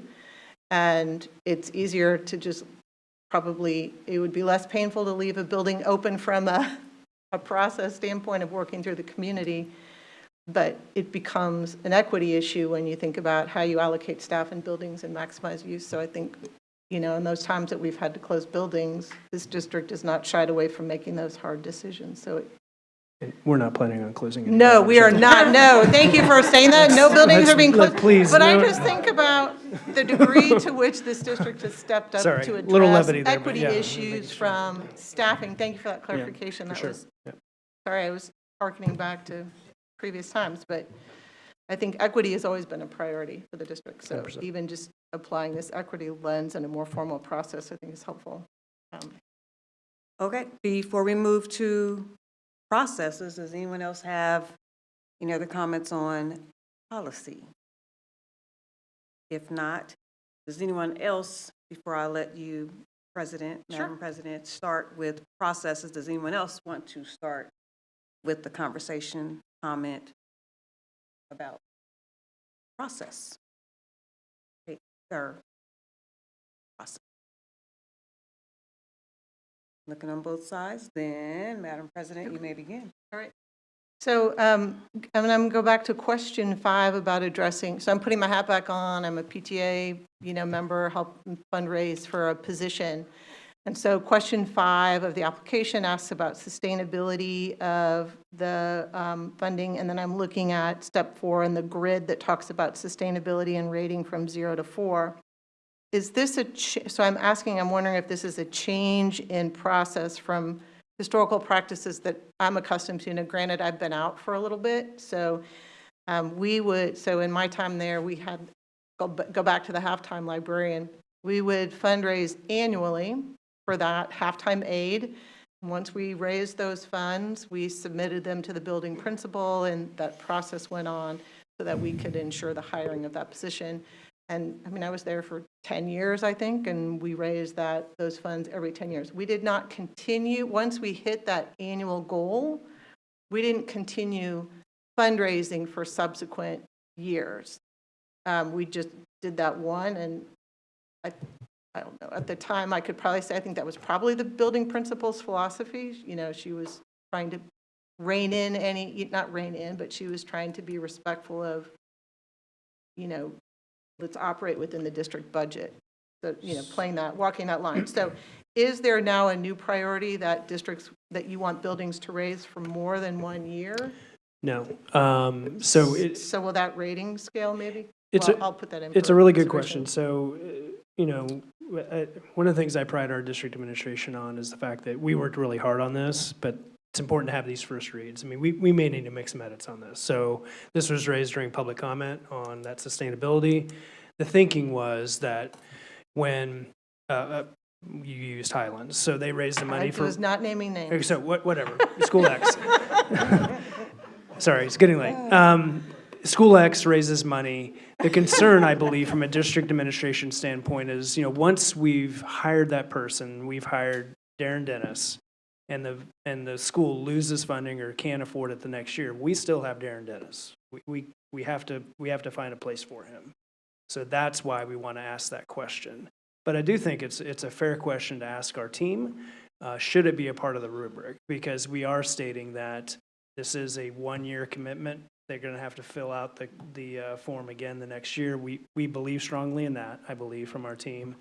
But that was the intent behind the question, is can you keep doing this? Should you be approved every year? Because, again, I'm sorry, Darren, first person I saw. We have Darren Dennis whether the community can fund it or not. So approval was always, well, I thought it always was year to year. You had to submit every year You the do. funding. You do. Or it has been the practice. That's Okay, anyways, so that was just a question of clarity around if that anyways, okay. So I think we need to take a look at that question for a second. Okay. Quick point of clarification, Dr. Sinclair, and I think maybe the team that was hyper-focused on this. PTAs are not the body that is going to be fundraising or paying for any full-time staff. I think maybe the change over the years is that is now part of the rules that they're not able to do such things. I don't know if they're barred from even filling out the application because they wouldn't be the donors, but I just wanted to make that clear because I'm sure the PTA folks that are watching are in the know that they aren't able to even do that in their capacity. So I believe that is part of their bylaws, is Right. that they cannot do that. Yeah. But What are the PTA bylaws? Sorry, I thought this was partially about PTA's fundraising for. yeah, so they should answer on their own behalf, but this is what they told us. Is that a fair way to say that, Mario? Yeah. So they need to answer on their own behalf. But what they said is that they do have something in our bylaws. I haven't seen it that would prevent them from supporting a community-funded position. But what has, I think, happened is that a local PTA may raise the money and then make that donation to a foundation, and then that foundation would make the community-funded request. Yeah. So, and thank you for that, because I think the clarification over time, as it shifted to the foundations raising the funds rather than the PTAs. I think there was one PTA that came to the committee hearing, and it was a PTA-funded position, but, yeah.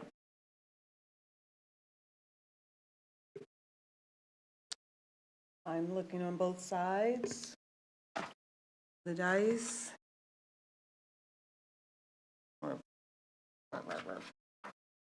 If there are no other questions, comments, there is. I have one more, but if somebody else does. Can wait. None?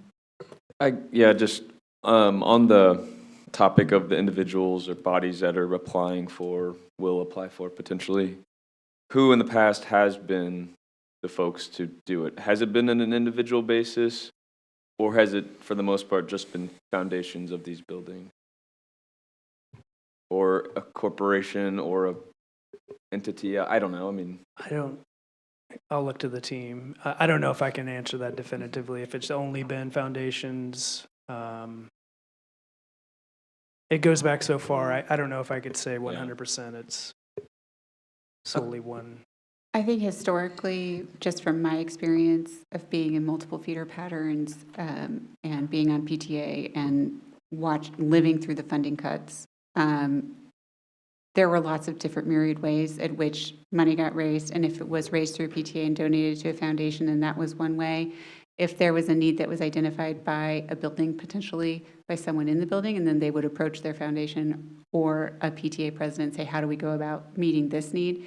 But there were lots of different ways that it came to the table. I think now the way that it seems to be, the more traditional path is that there is an education foundation and an education foundation board, and they raise money and manage that money for their foundation, and then the funding comes through there.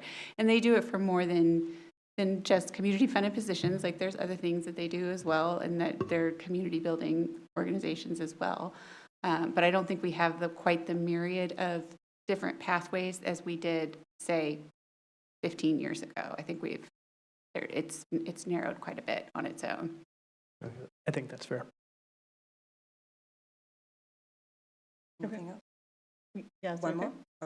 Oh. So I did want to say thank you to the team for kind of the last policy review committee, and Heather, you just acknowledging now that this may seem daunting, after you've gone through the process of doing all the fundraising and which is a lot of work in and of itself, and then going through the process of the application. So making steps to make it approachable, making applications maybe the first pass will be a little bit more challenging, but making past applications available for other PTA members to look at, I think helping that process is, appreciate that. I just wanted to take a few more minutes and add to how we got here. I think in your original presentation, you were kind of talked about how did we get here, and I want to infuse a little bit more historical context to that question of how we got here. And, community-funded positions, I think, really spiked around in 2009. Heather, you kind of alluded to this following the Great Recession. And about $30 million was cut out of the district budget. And you can go into the budget and finance on the district website and look at that historical information. And so in today's dollars, that's about $43 million. And it was cut right in the middle of the school year. These cuts were then made permanent in 2012 by a change in the state tax policy. So districts like Shawnee Mission across the state tried to respond to this cut in state funding. And so a number of districts went out and maximized their local authority, kind of backfill some of those state cuts. That's what we see on the property tax, that 512 unified. Part of that is the local option budget. So we're raising our own property taxes to backfill those operational budget for the district. But at that time, we were still cutting programs and we were cutting staff. And so while I think this conversation is about looking at an historical practice through an equity lens, which I really value this conversation with this board and this team of folks who put this around it, it really started from an adequacy issue. And what we did as a community was to try to make sure that pie or pizza, whatever, didn't go from, a medium down to a personal pizza. So we maximized our local option budget, and community members and parents raised additional dollars. We were trying to stem the depth of cuts that were hitting. So it originated from an issue of adequacy. And so that part is where we had that kind of spike, I think, in those community-funded positions. As the Gannon resolution, so then in 2019, the state, under an agreement with the Supreme Court, agreed to start restoring those cuts. And so we saw from 2019 to 2023 some restoration in those funds. At the same time, not surprisingly, we've had a reduction in the number of community-funded positions. It kind of seems logical to me. In that interim, though, I think it's important to remember that some of those positions that were filled were, for example, social workers. Every building had a social worker except the East Elementary schools. And so those positions were funded through community-funded positions. And it wasn't until we saw that restoration in Gannon, that state aid, that the district could start picking up the costs of those social workers. And I think we all value and recognize the need to have a social worker in every building. So think about, that community-funded position was about trying to keep that pie large, make sure we had social workers in every building, and it was, those community-funded positions that ensured that was happening, so that we could use the rest of the resources in our other buildings. And I think it's important that we have this policy in place because we're still short. We have $20-some million in special education expenditures that will not likely be reimbursed next year based on the state budget that passed. And we have another $11-12 million in federal funds that we may or may not see depending on federal policy changes. So I appreciate that we are recognizing the totality of our community to support the needs of our students and we are applying an equity lens so that we're doing it in a way that is needs-based. So I just wanted to infuse our conversation with a little bit more of that historical context. So thanks.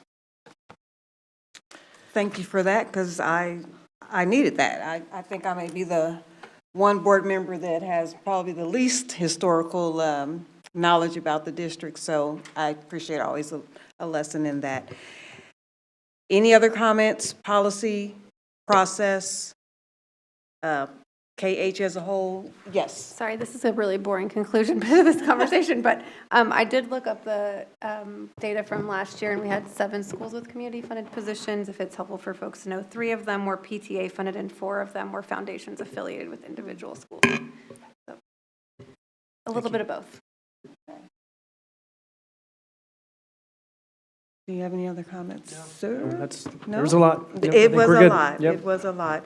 But that is a part of our role as board members to create a robust dialogue as well. 100%.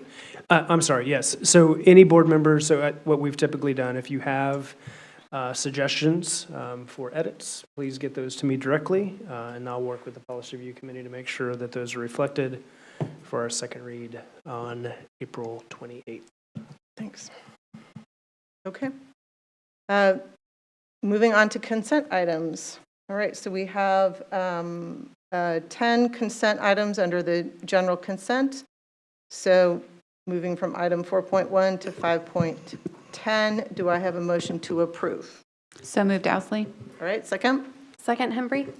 All right, all in favor say aye. Aye. Opposed? Motion carries 7-0. Any board comments?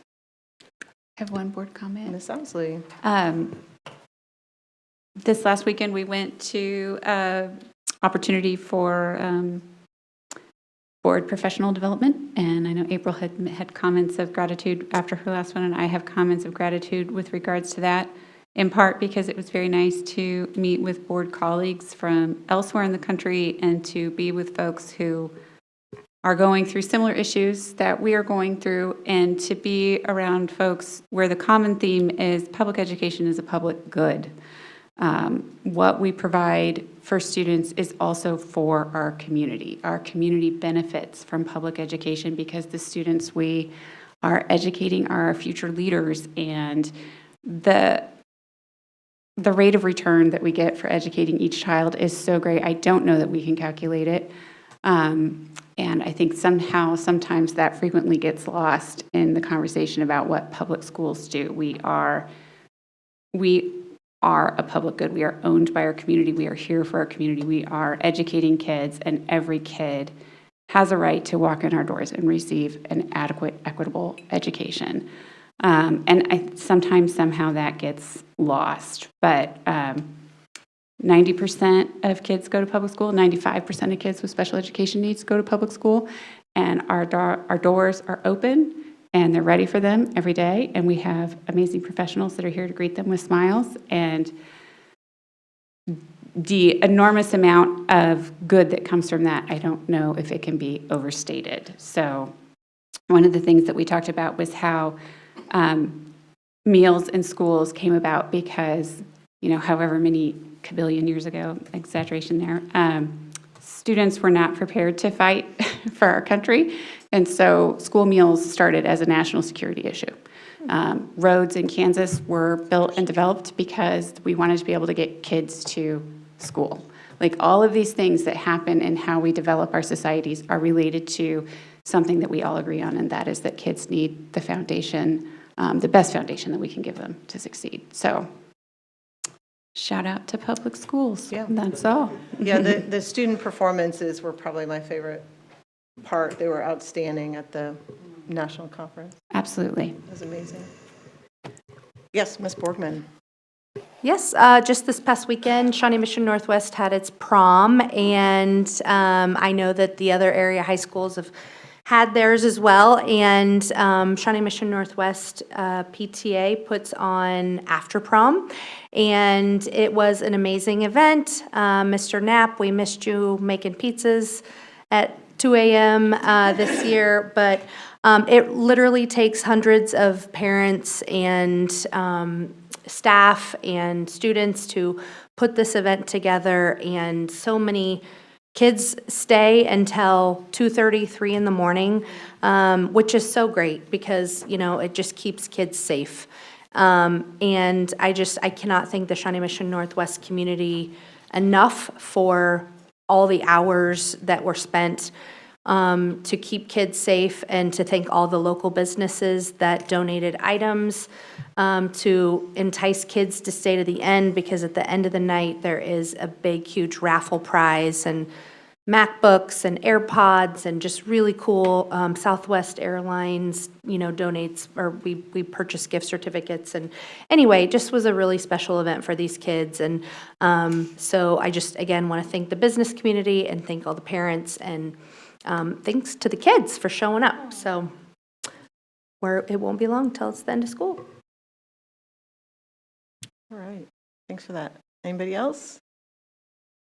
Okay, I think that concludes our regular portion of the meeting. We do have executive session. We will have no business after executive session, so I'm going to look to Ms. Boyd-Norona to read Yes. the minute, and let's factor in a 5-minute break. 5? So 5? 9:35, yeah, 5? Okay. 5-minute break. All righty. Is that okay? I move that we take a 5-minute break and then go into executive session to discuss legal matters with our legal counsel pursuant to the exception for matters which would be deemed privileged in the attorney-client relationship under COMA, and the board will reconvene in the boardroom at 9:35. Oh, that's when we start. We said 5. 5 minutes, so, yeah. How much time do we want? We said 5 minutes. 9:50.